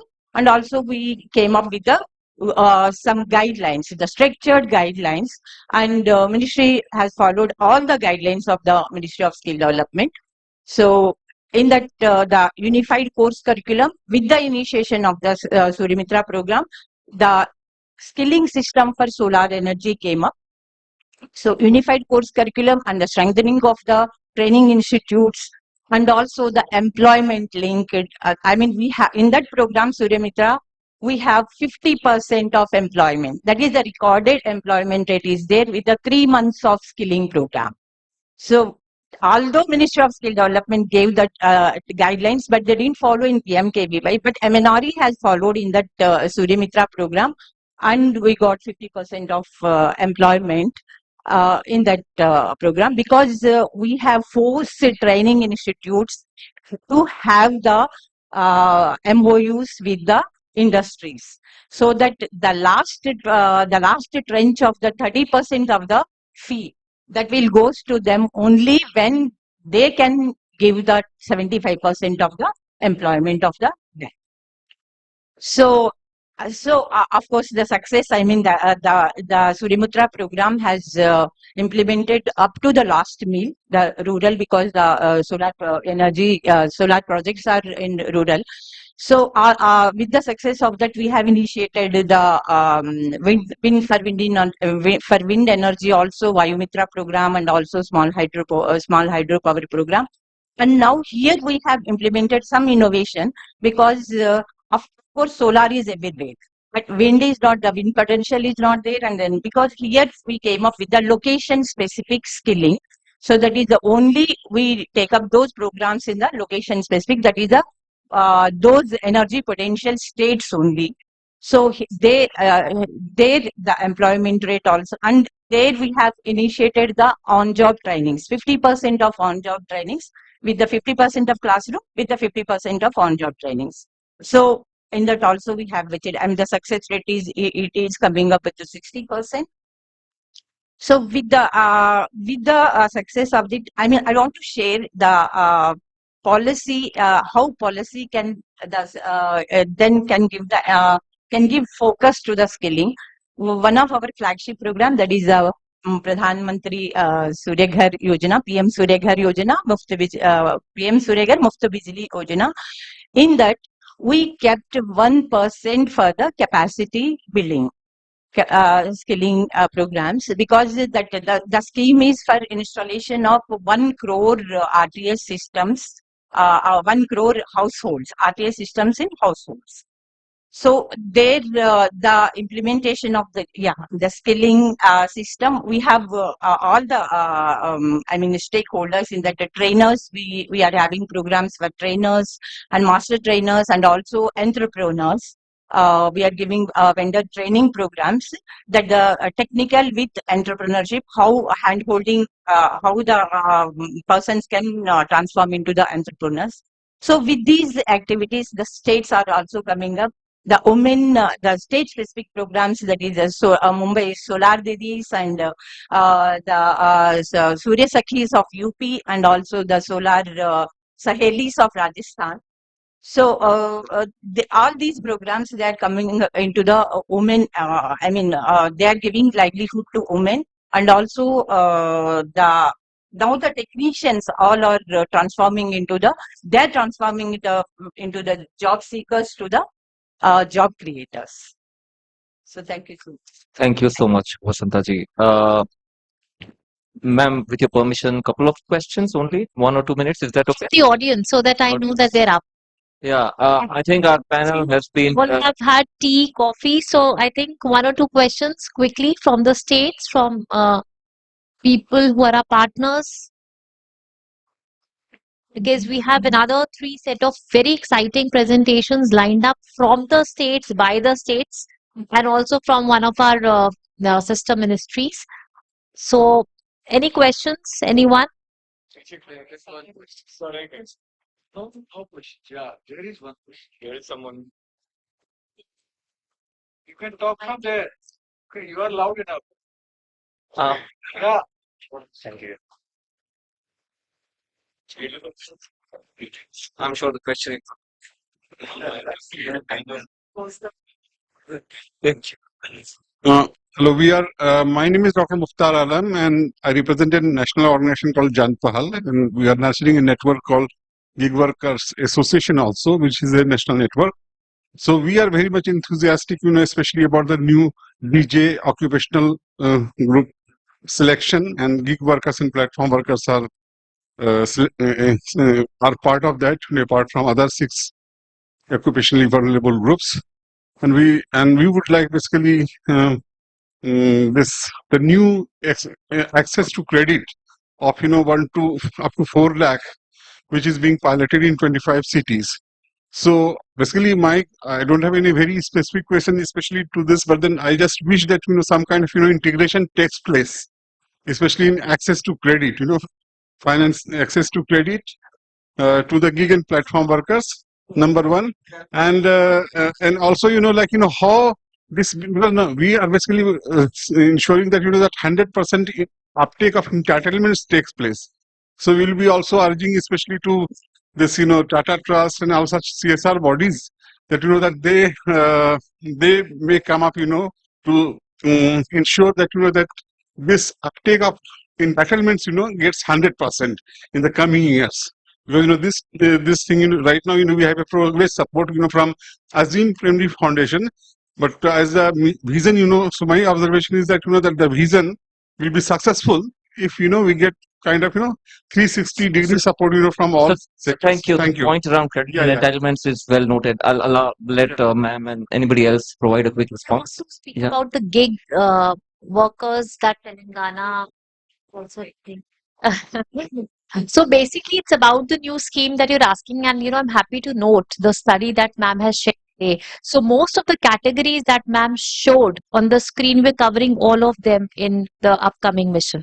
So all the categories from the domestic, so it was kind of a fact check for me as well. And surely these slides, ma'am, would definitely help us strengthen our case. So all these categories we are catering to, and apart from that, there's one particular category that we added, that was home-based workers. So now we have 7 focus groups that we would be working on in our upcoming schemes that we are designing. And when you speak about, the new missions, so the new mission, as I spoke in the beginning, because it requires all customized project for various things. So, you must have seen that in the pilot, you've given a lot of loans. But one question people used to ask us, कि हमें नहीं पता चलता कि इस person को किन किन चीजों के लिए हम दे सकते हैं. So now we have designed subcategories. So if it is a domestic worker, now he can be a security guard, he can be a gardener, he can be, a person who's working in someone's house. So we have different subcategories in domestic workers also, and we have different loan products for different people. So for individual different and for group different. For example, if a person wants to have his own laundry business, so that corpus he requires is much different as compared to if he wants to start his sewing machine and some small business. So therefore now when you see the products, they're much more detailed out, and it's all because of the feedback that we've received with you from the states. Now we have specific detailed products for every category, and 7 categories we are covering, and we have roped in National Housing Bank as our implementation partner, because the scheme now would be a lot of micro credit based. So we are an enabler that we are providing them access to credit, and thereafter they would be setting up their own self-employment ventures, micro enterprises, and we also have the element of entrepreneurship building. So for that, I am Calcutta, I am Kozhikode, we are coordinating with. So exactly on the similar lines, so we are still in the process of structuring it. So any feedback that, many feedbacks that we have received today, so convergence, social security, making the database of urban poor, profiling them, all these things have been built in the mission so that it's a comprehensive database of urban poor. We also have convergence element with all the social welfare schemes, entrepreneurship development, and customized microcredit facilities for each one of them. Thank you. Thank you so much.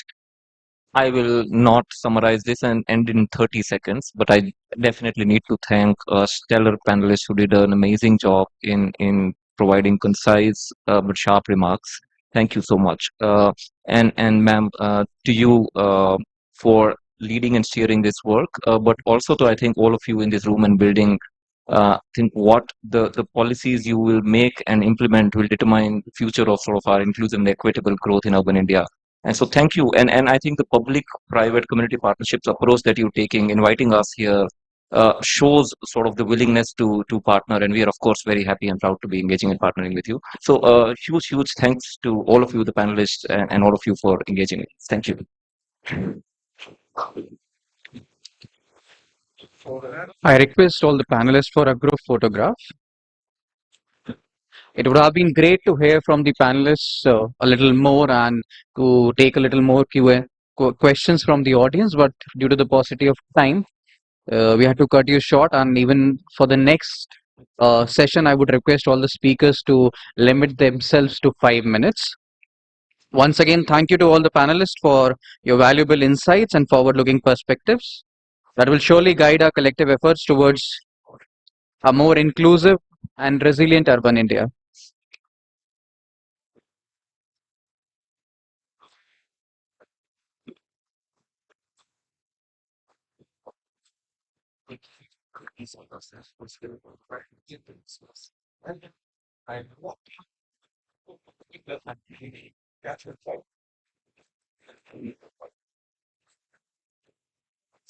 So all Once the states, again, I think we have very interesting presentation by Sahkari Taxi, Ministry of Cooperative, and Andhra and Assam. So, we know, so I would want, please settle down everyone. Because see, it's very important कि जो हमारे self help groups हैं जो इतने सालों से हमने nurture किए हैं, आप लोगों ने नर्चर किए हैं, now we have to expand their implementation space into the municipal services. मैंने अमृत का एक एग्जांपल दिया कि वाटर सेक्टर में आप उन्हें लेवरेज कर सकते हैं, बिलिंग कलेक्शन में लेवरेज कर सकते हैं, ग्रीन जॉब्स में लेवरेज कर सकते हैं. सो ये इकोसिस्टम को जो हमने इतने सालों से बनाया है, now we have to expand it to various aspects of urban functioning and municipal services that Assam is going to touch upon. Andhra is doing amazing job with the entrepreneurship and planning. When we talk about giving vendors and the micro enterprises a space in planning, they are doing exactly the same. and the Sahakar taxi model of cooperative, that how Ministry of Cooperative is now getting into the mobility sector. We know examples of Amul doing so well in the cooperative dairy and all, but now in the taxi thing, now this is a new gig economy entry of a ministry. So I think it'll be interesting to see all these presentations. So I would request you to please be patient. We'll quickly finish in next 15 minutes, but kindly focus on all of these. So Thank you, ma'am. right, Mr. Rohit Gupta. Thank you so much to the audience for being so patient.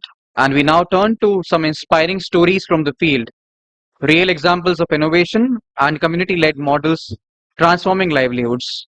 I request the audience to please maintain silence and take their seats. May I request all of you to please take your seats, and we move to the final round of the technical sessions. So first we'll hear from Mr. Rohit Gupta, Deputy Managing Director, NCDC, Ministry of Cooperation, who will present the Sahakar Taxi Cooperative Model, an excellent example of how cooperative models are evolving from the agriculture sector into service delivery, creating dignified urban employment opportunities. Over to you, sir.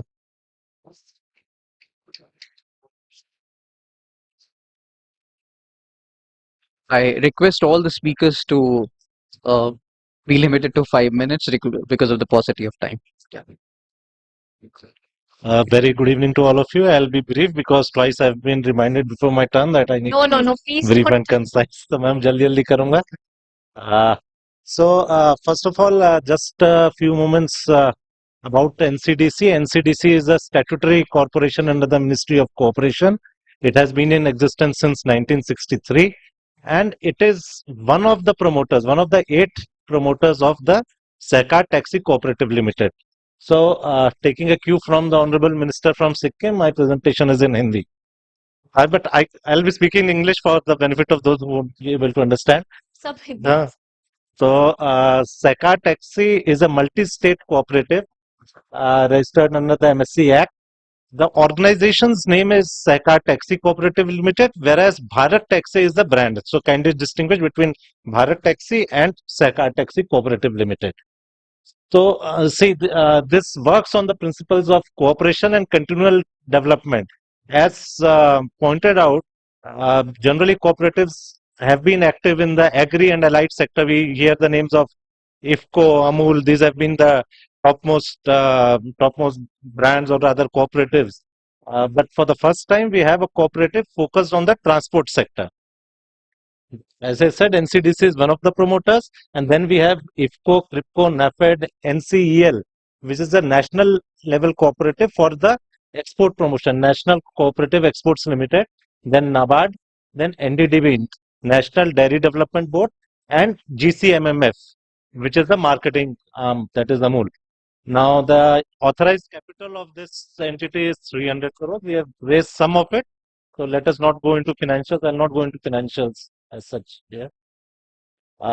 These are the principles on which the Sahakar Taxi will operate. Basically, this will the motto is to give a dignified livelihood to the drivers, और जो हमारे customers हैं उनको भी ज़्यादा से ज़्यादा benefit हो, maybe in the form of safety, maybe in the form of less surge pricing का model हम लोग नहीं किया है. So these are the model. The innovation in the urban conclave is that आप सब भी बोलेंगे कि ओला उबर तो ये करते ही हैं, रैपिडो है, ये करते हैं. ये जो point है हमारा that सारथी स्वयं मालिक होंगे. So this is a novel model wherein the drivers themselves will own this cooperative. And for your information, for the information of the house, I would like to inform that we have already appointed 2 drivers to our board of directors. So out of 15, we have got 2 of them. So this will be a totally transparent model because the research we hired IIM Bangalore to do our basic research on the marketing strategies and why do we need this cooperative model. One of the things that was pointed out was that the model itself is not transparent, neither to the customer nor to the taxi owner, because they don't know, because how much you have deducted as commission. Finally, you give a statement and then after 7 days you say a bonus of 15% was added to you, we are giving you 15% more. So they are unable to collate that much of information or assimilate that much of information. ये पूरी तरह से एक पारदर्शी हम एक संस्था बना रहे हैं जिससे कि भारत की जो सहकारी समिति है जो जिसमें भारत के सबसे विश्वसनीय सहकारी संचालित taxi now I will just stress on the word why I said सहकारी दिस इज डिफरेंट फ्रॉम सरकारी so सहकारी is a cooperative led movement, this is not a government job ma'am सहकारी मैम सहकारी संचालित टैक्सी प्लेटफॉर्म बनाना जहां सारथी नेतृत्व करे what we are calling drivers we are giving them respect we are saying that सारथी का नाम उनको दे रहे हैं will come to that later also यात्रियों को लाभ हो और समुदाय समावेशी और नैतिक गतिशीलता समाधान के माध्यम से प्रगति basically the motto of NCDC is empowering cooperatives always and cooperatives are basically a community driven project मैं भी थोड़ा जल्दी जल्दी कर रहा हूँ So this is the competitive scenario. So we have just listed out. You see, Uber leads in the cab model, whereas Rapido leads in the bike model. As of now, in now this is the Bharat Taxi app. Kindly don't search the app right now because there are certain competitors जिन्होंने ये Bharat taxi के नाम से वो कर रहे हैं. तो ये Google में हमारा गया हुआ है for their listing brand formulation में लोगों में थोड़ा सा समय लग गया था. तो ये गया हुआ तो this will work almost on the same technical parameters will be alike will be similar but जो हमारे सिद्धांत हैं जो मूल्य जिस पे काम करेगी संस्था वो अलग होंगे और उनसे जो समावेशी जो हम करना चाहते हैं कम्युनिटीज को इन्वॉल्व करना चाहते हैं वो इस तरह है कि ड्राइवर्स को हम लोग जो जैसे कि यहाँ पे सभी ने बताया कि इंश्योरेंस की स्कीम है अटल बीमा योजना है या हम एक्सपेक्ट करेंगे कि मैम जो नई स्कीम आ रही है उसमें ट्रांसपोर्ट वर्कर्स का भी रखा गया है प्रावधान आई सपोज तो ये भी थोड़ा सा अगर हो जाए कि अगर उन्हें नई कैब लेनी है तो वो कैसे हो सकता है कैब का we all know the cost and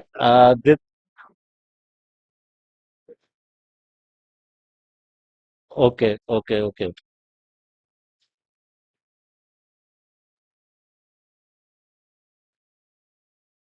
okay okay I think this has gone to the other slide so he need not be an owner जो existing model चल रहा है वो चलता रहेगा he will have another opportunity so we are this is our timeline broad timeline ke by the month of January we will be into the NCR and Saurashtra region of Gujarat but pilot project will begin in this month itself और हमको aggregator licence मिल चुका है from Delhi government we have started the onboarding and as well as we have nominated 30 drivers सहकार दूत उनको बनाया who will in turn get the drivers and even ladies जो महिला हैं वो भी एनजीओ के माध्यम से हमारे साथ में मैम जुड़ना चाहती हैं and quite a few of them have asked for financing of हम उसमें आएंगे बाइक दीदीज करके उनको नाम दिया गया है कि जो लेडीज के लिए हो तो वो लेडी ही लेडी के साथ में लेडी रहे for the enhance safety then ये हमने कुछ कुछ किया हुआ है दिल्ली पुलिस के साथ में हमने अनुबंध इट इज ऑलमोस्ट रेडी और दिल्ली पुलिस के साथ हम उनके 21 स्थानों में पूरी दिल्ली में 21 स्थानों में 34 बूथ्स हैं तो उनका यूटिलाइजेशन हम करेंगे मार्केटिंग ब्रांडिंग भी हम करेंगे और वहां हम अपने दूत लगाएंगे हमारे लोग रहेंगे जो कि ये टैक्स के संचालन को देखेंगे then there is a command centralized command center which is being established at NCDC itself which will have people from the police तो इसमें जो SOS का जो बटन रहता है सभी ऐप में रहता है बट हमारा वाला डायरेक्टली इंटीग्रेटेड रहेगा दिल्ली ट्रैफिक पुलिस के साथ जब आप SOS अगर किसी को जरूरत पड़ जाए तो call will go to Delhi police financials we will bear the cost of that then we are starting with airport railway station and ISBT so this is more about the call center in Gujarat we have set up in collaboration with Amul in Amul's office itself training has been completed we have divided the whole of Delhi and NCR into 9 areas operational areas we have appointed on this appointment of 150 field professionals is going on then the greeting will be by the name of Jai Bharat once we have a customer like is entering. Then we are also training. The training part will also be done by Delhi Police. Soft skills training and Delhi Transport Schools. क्योंकि हमने ये देखा जो विकलांग लोग होते हैं जब वो आते हैं तो उनको ड्राइवर जानता नहीं है कि उनकी व्हील चेयर ला के कैसे उनको बैठवाना है, पीछे में डिक्की में रखना है, और इफ दे आर ब्लाइंड या कुछ तो वो स्पेशली ट्रेन रहेंगे who will cater to disabled customers. और ये हमारे फील्ड एजेंट्स जो हमने मेट्रो के बाहर भी किया है, एनसीडीसी ऑफिस में ऑनबोर्डिंग किया है, this is the branding logos and all. Then we have got a concept of bike didis, और इनमें हम लोग उनको ट्रेनिंग भी दे रहे हैं लेडीज को, 100 or so in Delhi, and this is our oath format. So I would like to thank all of you for a patient hearing. Jai Hind, Jai Bharat. What amazing initiative। इसमें बताइए जैसे जो bike didis हैं तो जो हमारी self help group की महिलाएं हैं, for example we have people from JNK, Gujarat, उनकी बहुत सेल्फ हेल्प ग्रुप्स हैं हमारे पास स्टेट्स में, तो वो भी किसको संपर्क कर सकते हैं कि अगर उनको हम प्रशिक्षण दिलाएं how to drive and then we through our new scheme they can take a bike loan हाँ जी एंड मैम, वो अपना बाइक दीदी बन सकती हैं। बिल्कुल मैम। तो ट्रेनिंग उनकी कैसे करेंगे और मैम किसको संपर्क करना होगा? Training as of now Delhi में ही है, जैसे कि आपको बताया था 2029-30 तक हम सारे स्टेट्स कवर अच्छा, कर तो रहे हैं, दिल्ली अब एंड ऑलमोस्ट बाय गुजरात। 29। तो दिल्ली एंड गुजरात में इनिशियली कर रहे हैं, फिर महाराष्ट्र, राजस्थान, यूपी, इन सब पे तो करना है। गुजरात में जैसे हाँ Sangeeta, we can do our SHG महिलाएं, we can train and then we can take a loan through our scheme and they can work in this। Ma'am NCDC office के ही फर्स्ट फ्लोर में गांधीनगर में हमने अपना भी ऑफिस है, कार टैक्सी कोऑपरेटिव लिमिटेड खोल लिया है। मैं अपने लोगों को भी बोल दूंगा वो आपसे संपर्क कर लें, या आपके भी लोग वहां जा सकते हैं, ड्राइविंग एनसीडीसी रीजनल ऑफिस। नहीं नहीं मैम, कोऑपरेटिव में नहीं करना पड़ेगा, अगर कोऑपरेटिव है तब तो कोई, वो तो वेल एंड गुड है। एसएचजी भी है तो हमें कोई वो नहीं है, बिकॉज ये तो हम प्राइवेट इंडिविजुअल को भी दे रहे हैं। जो ओला उबर आज की डेट में रैपिडो चलाता है वो किसी, जरूरी नहीं है कि किसी एसएचजी से जुड़ा हो। और ड्राइविंग उनको जो सिखाना है वो विद इन द स्कीम सिखाएंगे या उसका हम अपना कैपेसिटी बिल्डिंग अपनी स्कीम में रख सकते हैं? मैम दिल्ली में तो ड्राइविंग का हो गया है, Gujarat and other states as we go will कि हाँ, अगर वो महिलाएं हम आइडेंटिफाई कर दें, ट्रेनिंग आपकी हो जाए जी और मैम, लोन स्कीम से हो जाए, इट स्कीम बी अ से हो वेरी जाए, गुड कन्वर्जेंस मॉडल। बिल्कुल मैम। 3 व्हीलर में एक इशू है कि यहाँ जैसे दिल्ली में जो इशू है कि they have a limited number of autos, तो बिना जेंट्स को बाहर के लेडीज नहीं आ पाएंगी but bike and cabs there is no such restriction, वो उसमें हो सकता है। जी मैम, जी क्या था वो कंपेयर करना है, हमारी एसएचजी की बहनें तो है हमारे पास और मुझे कई बार बोलती भी है, तो ड्राइविंग के लिए तो है। Right ma'am, Gujarat we can converge with the mission directorate and उसमें क्या राइट, है कि we can give the people who are potential, वो they can be trained and from our pilot also we can give them loans, yes ma'am, sure, है ना? So that can be a good case study to see how the convergence. तीनों चीजें हो जाएगी, अगर Saurashtra reason जाना है तो पायलट में नहीं होगा, तो अहमदाबाद फोकस करो जबकि मैम अभी सौराष्ट्र में कर रहे हैं बिकॉज अहमदाबाद बहुत बड़ा मार्केट है, तो हम लोग की जो ऑर्गेनाइजेशन संस्था में भी केवल 15 लोग हैं, फिनेंस, एचआर, सब कुछ, सब किसी को मिला के, it is a very lean and thin organisation as of now. वो भी अभी ब्रेक इवन होगा 3 साल के बाद, तो we are slowly. It's a new mission, so it will take some time, but the vision and thinking is very good. हाँ ma'am, ये तो मिनिस्ट्री ऑफ कॉर्पोरेशन का, this is one of the initiatives by the honourable minister जिन्होंने suggest किया था, and we are going ahead in that direction, hopefully it will be. Rajkot में ma'am, Rajkot और सौराष्ट्र इसे फर्स्ट करना है। अच्छा, okay ma'am, right, Thank you thank you, so much. Thank Thank you. you. Thanks. Really nice. Thank you so much, sir. Next, we move to Andhra Pradesh to understand how strategic planning and zoning can empower street vendors and foster inclusivity. I invite Mr. N. Tej Bharat, State Mission Director, MEPMA, Andhra Pradesh, to present One Family, One Entrepreneur, Planning for Creating Inclusive Cities. Over to you, sir.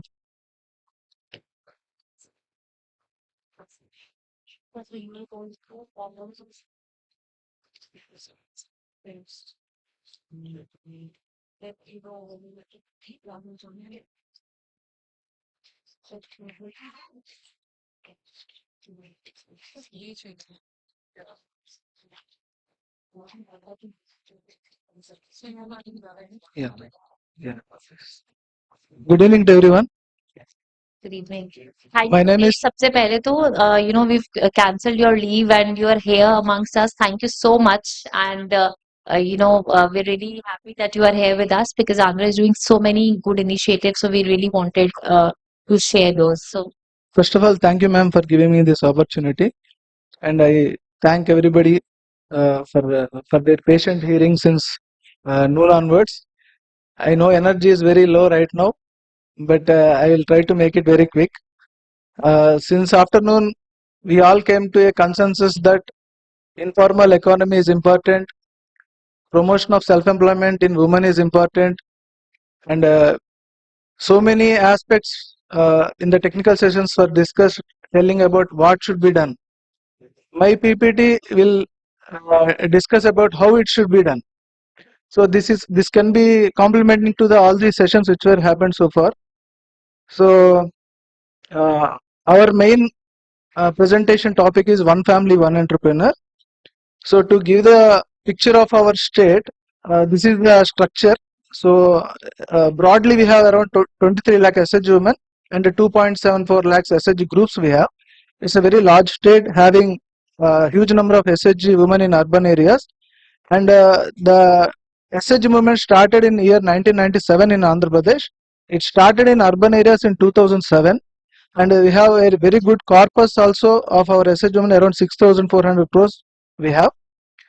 And all the mandates of NULM were encapsulated into a single and simple formula in our state. It's called One Family, One Entrepreneur. This slogan is given by our Honorable Chief Minister, Sri Nara Chandrababu Naidu Garu.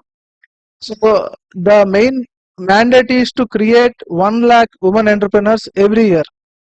So 70,000 we have in the rural areas SHGs also, and urban areas also there are SHGs. So 70,000 is the target for rural areas and 30,000 is the target in urban areas. Generally, since formation of department in 2007 up to 2025, in the formation of 18 years is completed. If you check how many women have really come out of poverty, it's very less. So that means something is going on wrong. And we have seen how much of loan amount is taken by SHG groups. About 92% of SHG women has taken loans, and about 60,000 crores of loan were taken in our state. But still almost all the women are telling that they are still poor. So now we came to a conclusion that only through financial inclusion doesn't kill the poverty. Kill the poverty, we have to create livelihood. We have to create livelihood, we have to ensure that they get income, and that income is sustainable over long run. If only the sustainable income is guaranteed, then only poverty will be eradicated in a slow manner. So this is our concept. So instead of leaving the creation of livelihood to the field at their own terms, we have created targets and we have created timelines and we have created new projects for promoting women into livelihood. So this is the International Women's Day, where the Women Entrepreneurship Action Plan is launched by our CM.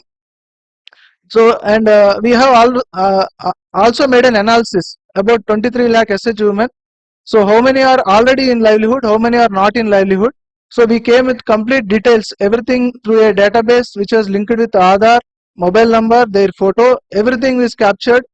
So about out of 23.99 lakh SHG women, about 8 lakh women are in self-employment, about 6 lakh are in wage employment, and 9 lakhs are without any livelihood. And the sector in which they are employed also we have verified, and we also have taken their income details. What is the average income, average per capita income of the country, of the state, and of the SHG women? So our ultimate aim is to increase the per capita income of SHG women. So then only we can say that they are completely out of poverty. So these are a few statistics. Next we will go to. So we have designed the program, and what is the methodology to be adopted? How to do the poverty elevation in true sense. So first what we did is SHG profiling.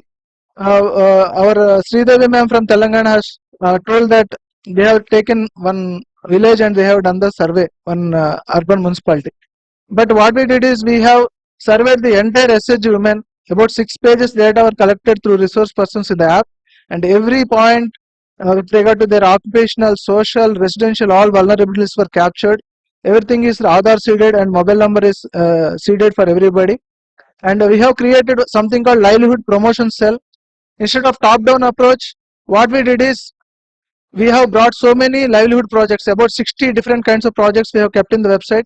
So it's open for everybody. Any woman wanted to select any of the project, they can go to the LHP card, they can click and they can apply. Within 7 days, our people will contact them, and within 45 days, the project should be grounded, their loan should be linked, and their unit should be started running. So like that way, we have trained all our staff.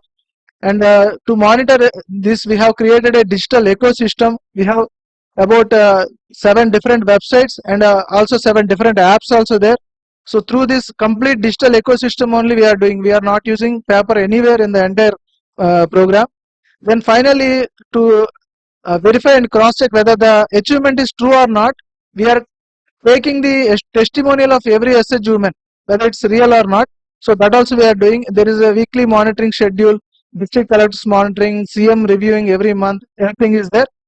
So this is this is our achievement so far, but numbers are not very important. Methodology I am telling. So out of 30,000, what we have taken is we took 10,000 for upgradation of units and 20,000 for formation of new units. So under various sectors and subsectors and under various categories, we are ensuring that they get their livelihood. And now after grounding of unit, we are not leaving them. We are monitoring their income every month.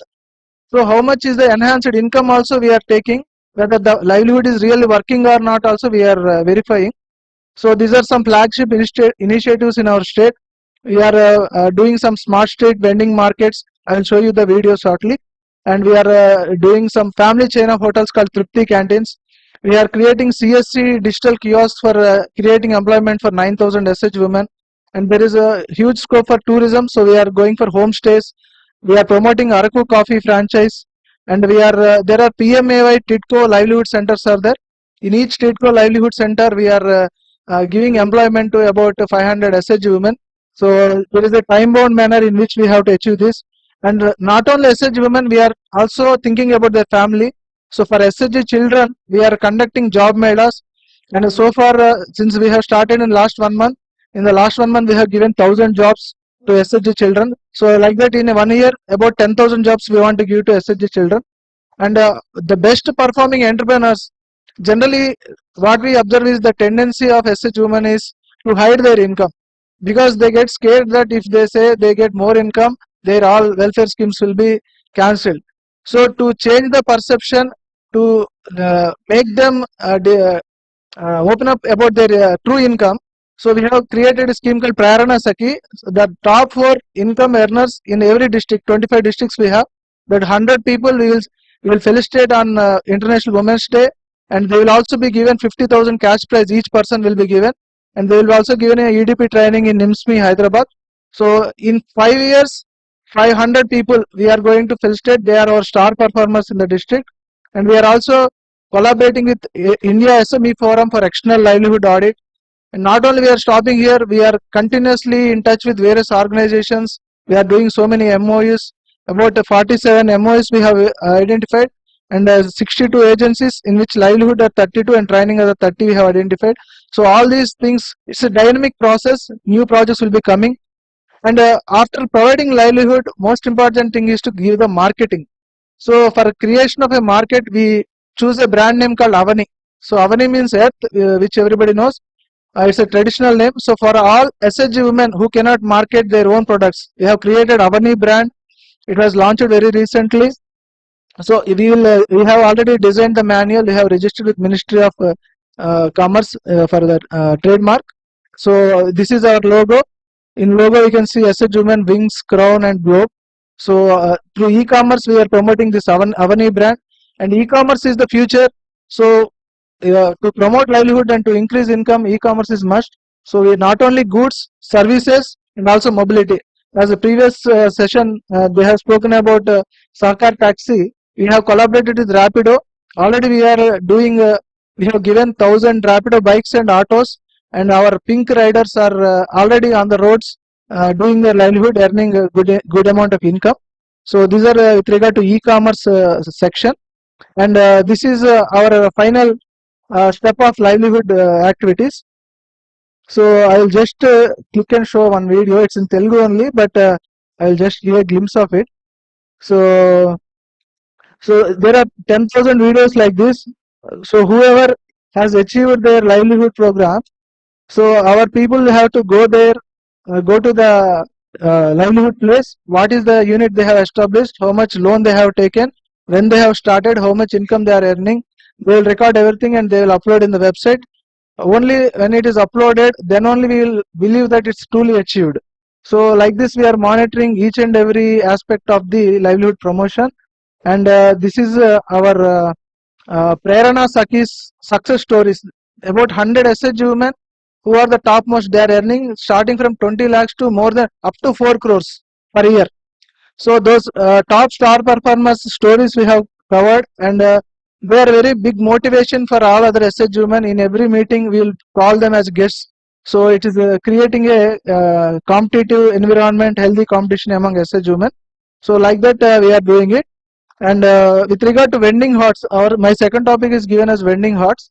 So within the, as already we have discussed in so many sessions, to give a proper, 1 minute. So to give a proper livelihood for street vendors, we have come with a concept called smart streets. So I will just show the video and I will close my presentation. So एक बार sound लगा. నెల్లూరు నగరం ఇప్పుడు మరో కొత్త భవిష్యత్తును ఆహ్వానిస్తోంది. మన Nellore smart street గౌరవ ముఖ్యమంత్రి శ్రీ నారా చంద్రబాబు నాయుడు గారి దూరదృష్టితో వన్ ఫ్యామిలీ వన్ ఎంటర్‌ప్రెన్యూర్, ఒక కుటుంబం ఒక పారిశ్రామికవేత్త రావాలనేది నా సంకల్పం. ఒకే ప్రాంగణంలో 120 స్మార్ట్ You షాపులు, can see the smart shops there. Solar So power, we have gone for container based model. So parking, in the ground floor there will be shops, in the top floor there will be seating. సౌకర్యాలు. So there are different kinds of shops there. మాలాంటి మహిళలు Eateries, Naidu గారు తర్వాత there are so many different kinds of shops are there. So this is our first smart street which was launched recently in 10th October, 11th October. Similar projects we are taking in 10 more places. We have already done a viability analysis. This is a participative model where container cost will be borne by the SHG women. All the civil work will be borne by the ULB general funds. So solar will be given by municipal commissioner, but we are also earning income from the solar also. This is a very successful model, and this is our viability report also I'll show. So one container is 6 lakh, ma'am. In one container there will be 4 shops. Each shop size is 10 into 10 square feet. So each woman has to contribute 1,50,000 to municipal commissioner. 50,000 she can take for raw material and other things, internal racks, etc. Everything, interiors, everything, electricity, Wi-Fi, water connection, everything has to be given by municipal commissioner. So this is our analysis, ma'am. After first 15 days of launching, we have done an viability analysis. So about average 36,000 profit each SH woman is earning. So within 6 months their loan will be completed, and not only for the sake of livelihood. Generally in urban areas, urban people like to hang out. So evening places, they want to go to some place, they have to spend some time with their families. So it has become a very good tourist destination in Nellore. So this is our first model. So like this, we want to establish in all the municipalities where land is possible, where land is free, and because it's only container model, in case of master plan or road expansion, we can shift also, we can shift without major loss to SH women. So it's a very successful model. So these are our main programs. So I thank each and everyone for giving me the opportunity. Thank you. Great. So I would request change this Nellore example and the case study if you can share with us, because under Swanidhi we are also just planning to launch a challenge for food street hubs. So Yes, we ma'am. want to establish 100 food street hubs. So we would be inviting the proposals from the cities for this 15 first phase. So if you share this model, so as one of the best practice, we can share along with the guidelines. Sure, ma'am. I'll share. Thank you so much. Thank you. Wonderful work. Thank you so much, sir. We quickly move to Assam now, and we'll see how self-help groups are being leveraged for service delivery. bridging the gap between governance and citizens. I invite Mr. Sabyasachi Kashyap, State Mission Director, Day NULM and PM Swanidhi, and Ms. Sampriti Goswami, State Mission Director, Amrut, Assam, to present the model.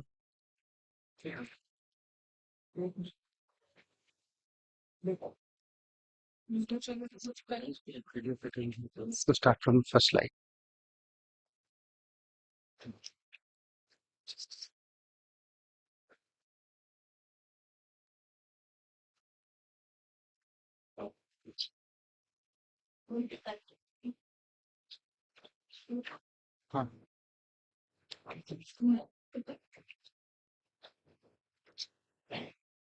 Warm greetings to everybody from Assam. First of all, I would like to thank Ministry for giving us this opportunity of presenting some success stories from Assam. And I will not waste so much of your time. This is like walking a tightrope, presenting in the last session. You have to do justice to the entire content at the same time. You also keep note of the time, ticking clock. So I'll continue without setting much context. I'll straight you go to the stories that you want to present them. Objective, most of us know about the movement, SHG movement's objective, so I would not waste any time on that. Slightly, I would You are a showstopper.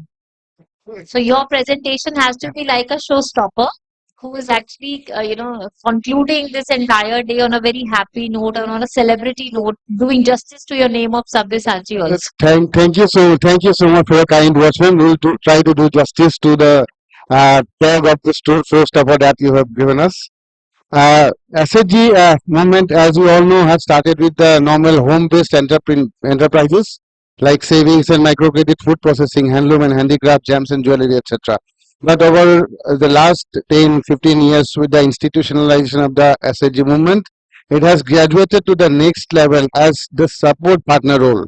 And SHGs now act as implementation partners of ULB and government agencies. They are involved in public service delivery, water billing, waste collection, property tax collection, etc. And they are also work as a linkage between citizen and urban institutions and partners in revenue augmentation and urban agencies. With regard to Assam, I would like to just highlight that the stories are basically of two IECs. One is inclusion, empowerment and convergence. And the second IC being the identity, entitlement and confidence. This is not the conventional IC that we think about. This is about inclusion, empowerment and convergence, as well as identity, entitlement and confidence. So I would, this convergence approach that we have been talking about all throughout the afternoon has been exemplified by three initiatives that have been undertaken in Assam. So the ecosystem of the SHG. That is, one is a Jal Sakhi. We'll be talking a little bit in detail about the Jal Sakhi initiative. At the same time, Pora Sakhis. There are two parts of the Pora Sakhi initiative.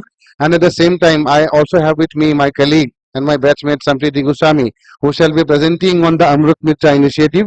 And we'll try to throw glimpse of the initiatives that have been taken under these initiatives.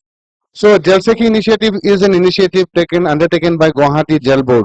Guwahati Jal Board is the first public entity which is professionally dealing with the business of water supply in Assam.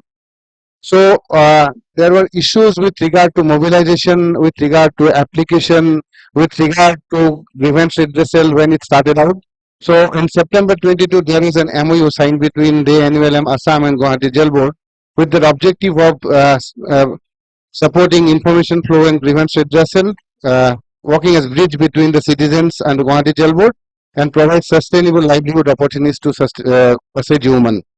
Rules of Jal Sakhi, if we can just categorize it into certain categories, will be public awareness and IEC. Because it's a new initiative, the Guwahati Jal Board being a new institution, people hardly had any idea how to go about applying for water connections, how to know about whether the water connections are available in their locality, how to basically lodge a complaint, etc. So they generated public awareness, and this IEC activities were carried out through these Jal Sakhis. Mobilization of house service connection. Initially, As we all know, Assam actually is not a water deficient state. Assam is a water surplus state. So it is very difficult to basically get people to apply for house service connection to make them understand the importance of having clean, potable drinking water. So the responsibility of the Jal Sakhis were to go to the doorsteps of the citizens and make them understand why they should take a house service connection of Guwahati Jal Board. They helped in mobilizing house service connection. They were also responsible for meter reading, billing and collection through POS machines. Collect water sample, basic water quality testing was also done by them, and they was an effective communication and quick grievance redressal. There was a complete training module developed for the SHGs so that they can perform their duties as mandated.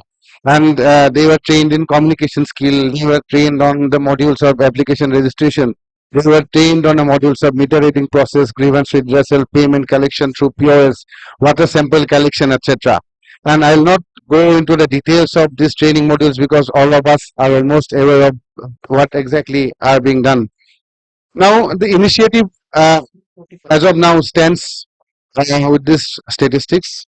There are 105 women SHG members deployed as Jal Sakhis, working across 93 district metering areas.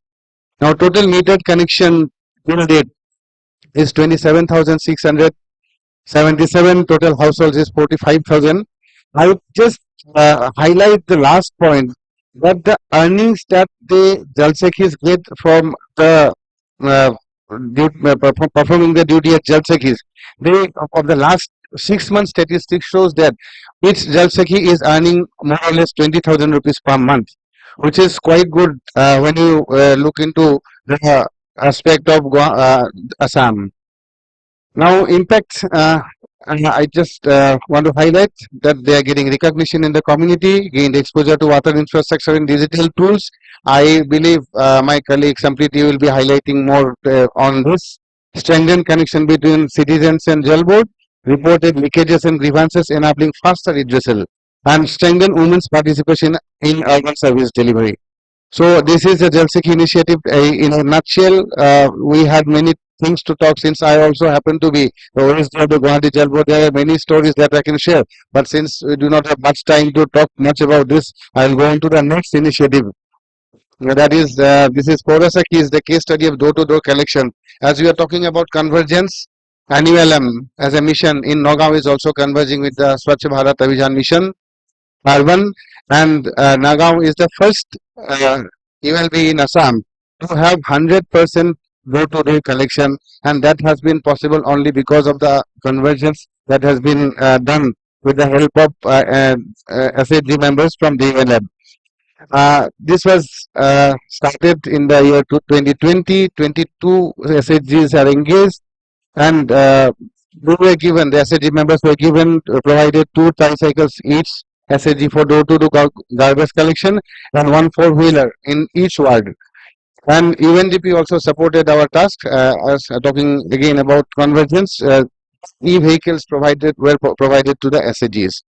Now, since we are not having much time, we will not go into the details of the objective, because promote solid waste management and enhance community participation, develop sustainable community-driven waste management model is the normal thing that we all are aware of.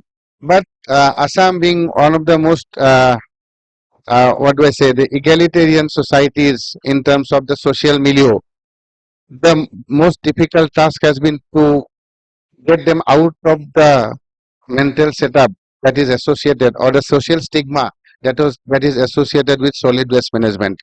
The self-help group members have been engaged in this activity for the last 5 years, but to bring them to do this kind of works, which is generally considered not for the normal people, normal high caste or upper caste people in the general social cultural context, has been really difficult. But currently, as I have already told, the Nagaon being the only ULB in Assam to have 100% door-to-door collection. So this has been possible only because of the this breaking the barriers of caste, class, and gender, etc. So this is one example which has also showed us the enhance dignity of labor and social acceptance. And for the part of livelihood, this total 10% out of the total collection, 10% of the total collection is shared with the municipal board, and 90% is retained by the SHGs as their income, and expenses, fuel, driver, etc., deducted from the total. Now, this has improved urban cleanliness and hygiene, increased awareness on waste segregation at source, reduced top and dumping and vector-borne diseases. 7.32 crores collected since inception, average 12 lakh per month. So the collection has not been like staggering, but these are substantial amount in the context of the entire setting. The regular monthly income for each of the SHG members range from 5,000 to 12,000 per SHG member. And waste segregation and sale of recyclables create additional income. And the garbage vulnerable points that has now been turned into gardens and parks, which are now being maintained by the self-help group members. Yeah, just two more minutes. I'll just wrap it up. 2 more minutes. I'll wrap it up. And then this financial independence and empowerment of urban women is like an understatement here.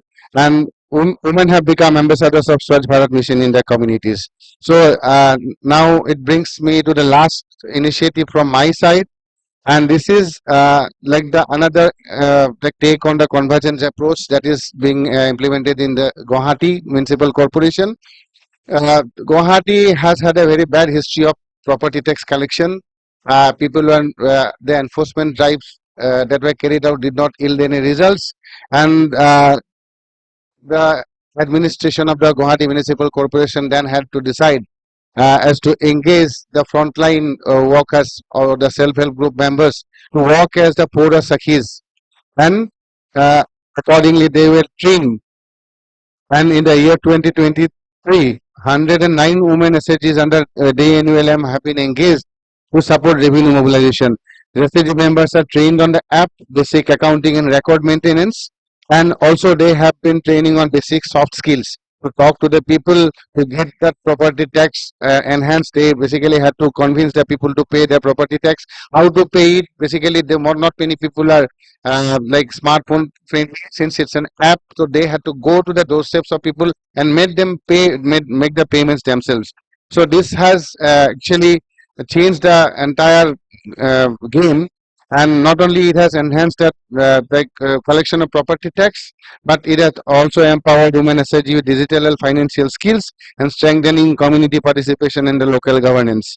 So I have already talked about like assisting citizens in downloading the using pro. I am not going to repeat it. And they are supposed to maintain daily record. Record keeping is an important component of the entire initiative. They have been taught how to keep records of the tax collected and what are the deductions that are to be made from the collections that have been done by them. So they have also been trained on record keeping and accounting, which is basically normally thought of as an alien thing to a common woman who belongs to the lower strata of the society.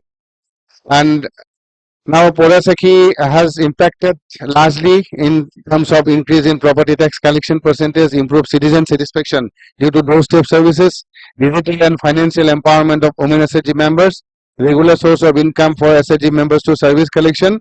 In the last 2.5 years, the collection is very good. It is around 4.4 CR.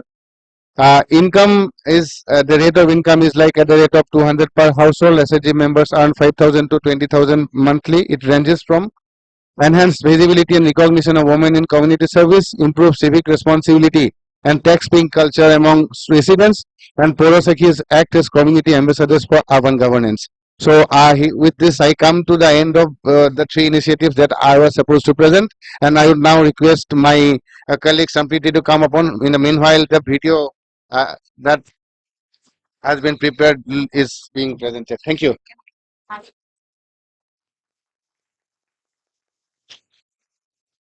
So I think a lot of ideas at how we can leverage SSGs for various aspects of municipal service delivery is something we wanted to highlight with this presentation.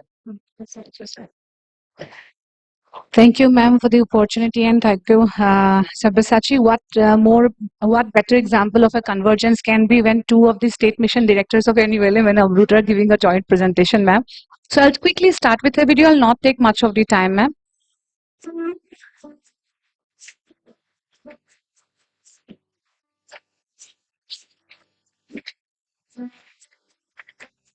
So this video is mostly about the Amrut Mitras. You will see three things here in this video. First, awareness generation, then digital payments.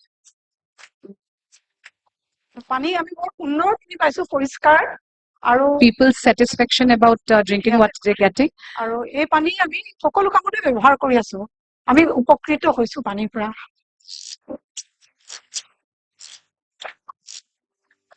এই কামটো কৰি আমি বহুত আনন্দিত হৈছো তাৰ Empowerment হৈছো সেই কাৰণে চৰকাৰক বহুত বহুত ধন্যবাদ জ্ঞাপন কৰিছো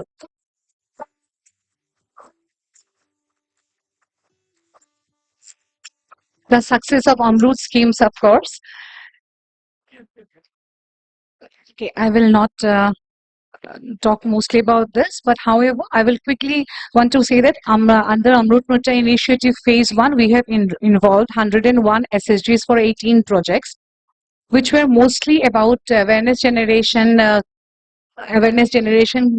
getting more and more house service connections, and supervision of parks, as well as O&M of the water bodies.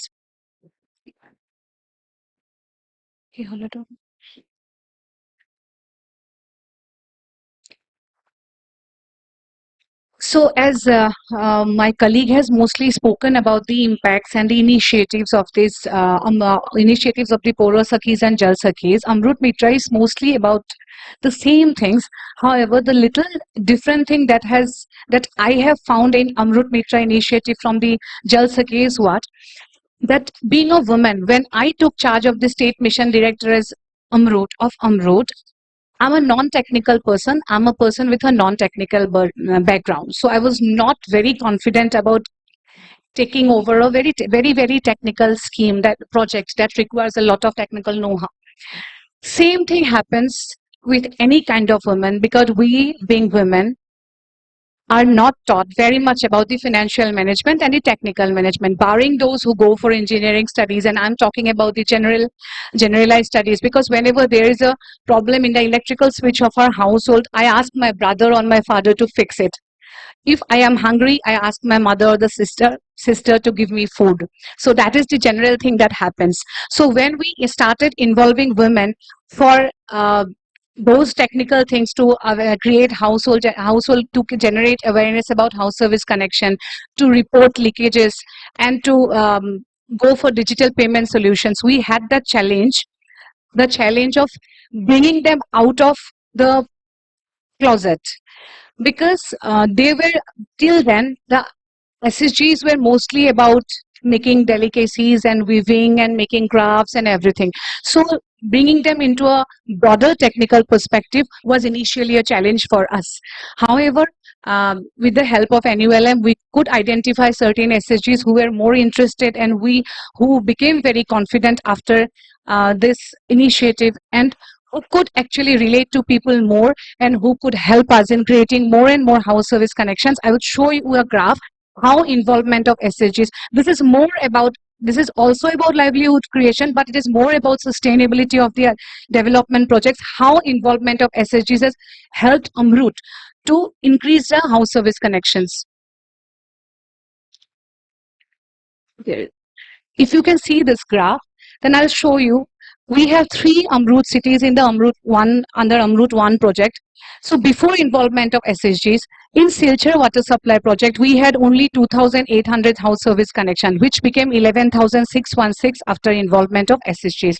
Similarly, in Nagaon, it became from 4123, it became 11,600. In Dibrugarh, from 1,800, it became 9,037. And today we have successfully handed over all 3 schemes to the concerned municipal boards, just because of the involvement of these Amrut Mitras. And I will not go much about Amrut Mitra initiative in water supply sector, since my colleague has spoken extensively about this. Regarding the taking care of parks, monitoring of parks, there is an interesting story that I would like to share. We have 12 parks that has been built up by Amrut Phase 1, which are being taken care of by different Amrut Mitras. Here, all the Amrut Mitras are doing extensively for public involvement, creating different kind of programs like socializing with people, bringing children to parks, educating them, having cultural programs and everything. There is a very interesting story where we have a Jurpukuri Park, which used to be a turtle breeding center, but it somehow stopped after a particular point of time. But these Amrut Mitras, they built a sand dune in the park area for nesting of the turtles. And ma'am, this year we have been informed that the successful breeding has happened of the turtles, and that is also an Amrut Mitra initiative. Now I'll go to the next chapter of Amrut Mitra, which is Ek Peड़ Maa Ke Naam. So we women are generally very emotional. I'm not saying men are not emotional, but women are a little bit more emotional, I believe. So when we say it's plantation, it also comes with your mother's name. We become more emotionally attached to trees. And this Ek Peड़ Maa Ke Naam initiative has a very unique feature. Apart from the plantation initiative, this is the only project, I believe, which comes with an operation and maintenance period. So every plantation drive that has been initiated under Amrut Mitra phase, next chapter Ek Peड़ Maa Ke Naam initiative has been accompanied by a 6 months O&M period. So what we have done is that we have so far planted 1,605 trees in the name of SSG members, mothers of the SSG members, which they have gladly done, and they are doing the operation maintenance of those project because as if they are taking care of their mothers. Many of the SSG members have shared their stories with me when they told me that, ma'am, we have lost our mother. This is another way of keeping our mother alive. We feel as if we are taking care of the mother, and we believe very, very accountable to the trees. Apart from earning livelihood, this is something they are getting very, very emotionally attached to. And this is a very unique initiative that maybe we have started. We have given a unique scanner code to every tree that has been planted by the Amrut Mitras in the Ek Peड़ Maa Ke Naam initiative. So we have had an MOU with one of the Sumeto Global Tech Private Limited, one of the agencies, and we have given a unique scanner code to all the trees. So whenever we scan that particular code, a particular leaflet comes out, particular show comes out where it shares details about the trees. It includes the name of the SSG, the name of the person who planted the tree, name of the mother in whose name the tree was planted, and also it includes details about the tree. So this is all on not only emotional, it is also another part of the story that during this summer vacation, many of the children used this project as learning projects, because nearby school children from the nearby schools were brought to those plantation areas. They scanned their codes and they started learning learning about the trees more. So this was more about bridging the gap, involvement of people, and getting closer to the public, as we always desire. So ma'am, I would not take much time.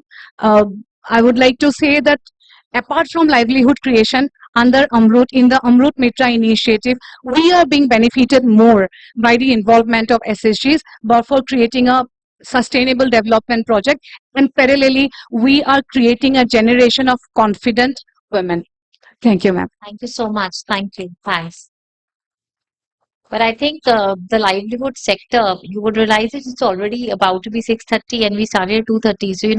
So, small durations cannot do justice to such a wild topic, and but I think we've had really, really nice deliberations. Thanks to each one of you bringing specific aspect. But I think next time we need to have full 1 day brainstorming on the livelihood sector. Thank you. Thank you so much to all the presenters and the panelists. With this, we come to the close of this engaging and insightful session. I now invite Dr. Sunil Kumar Yadav, Director, ANULM, Ministry of Housing and Urban Affairs, to deliver the vote of thanks.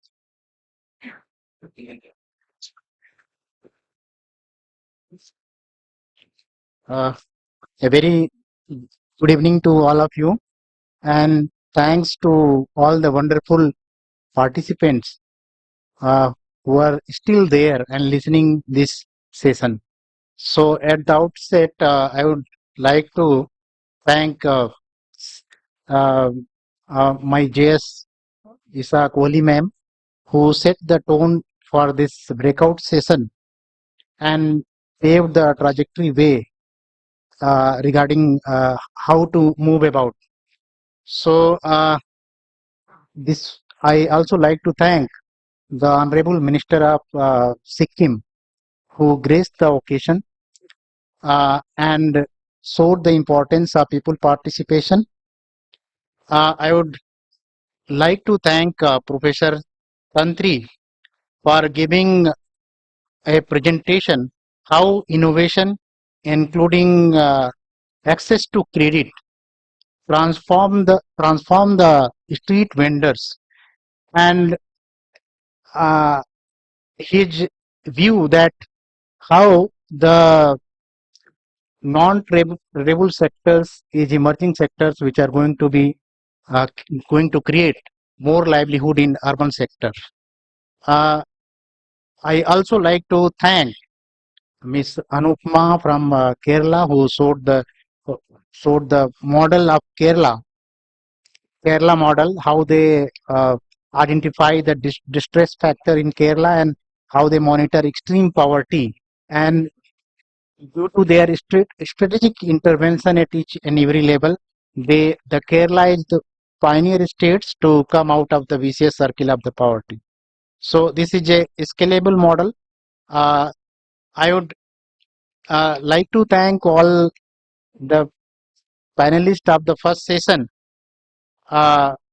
where the skilling, the enablers of the sessions were identified, like skilling, financial innovation, digital inclusion, and institutional partnership that is a critical enablers for resilient urban livelihood.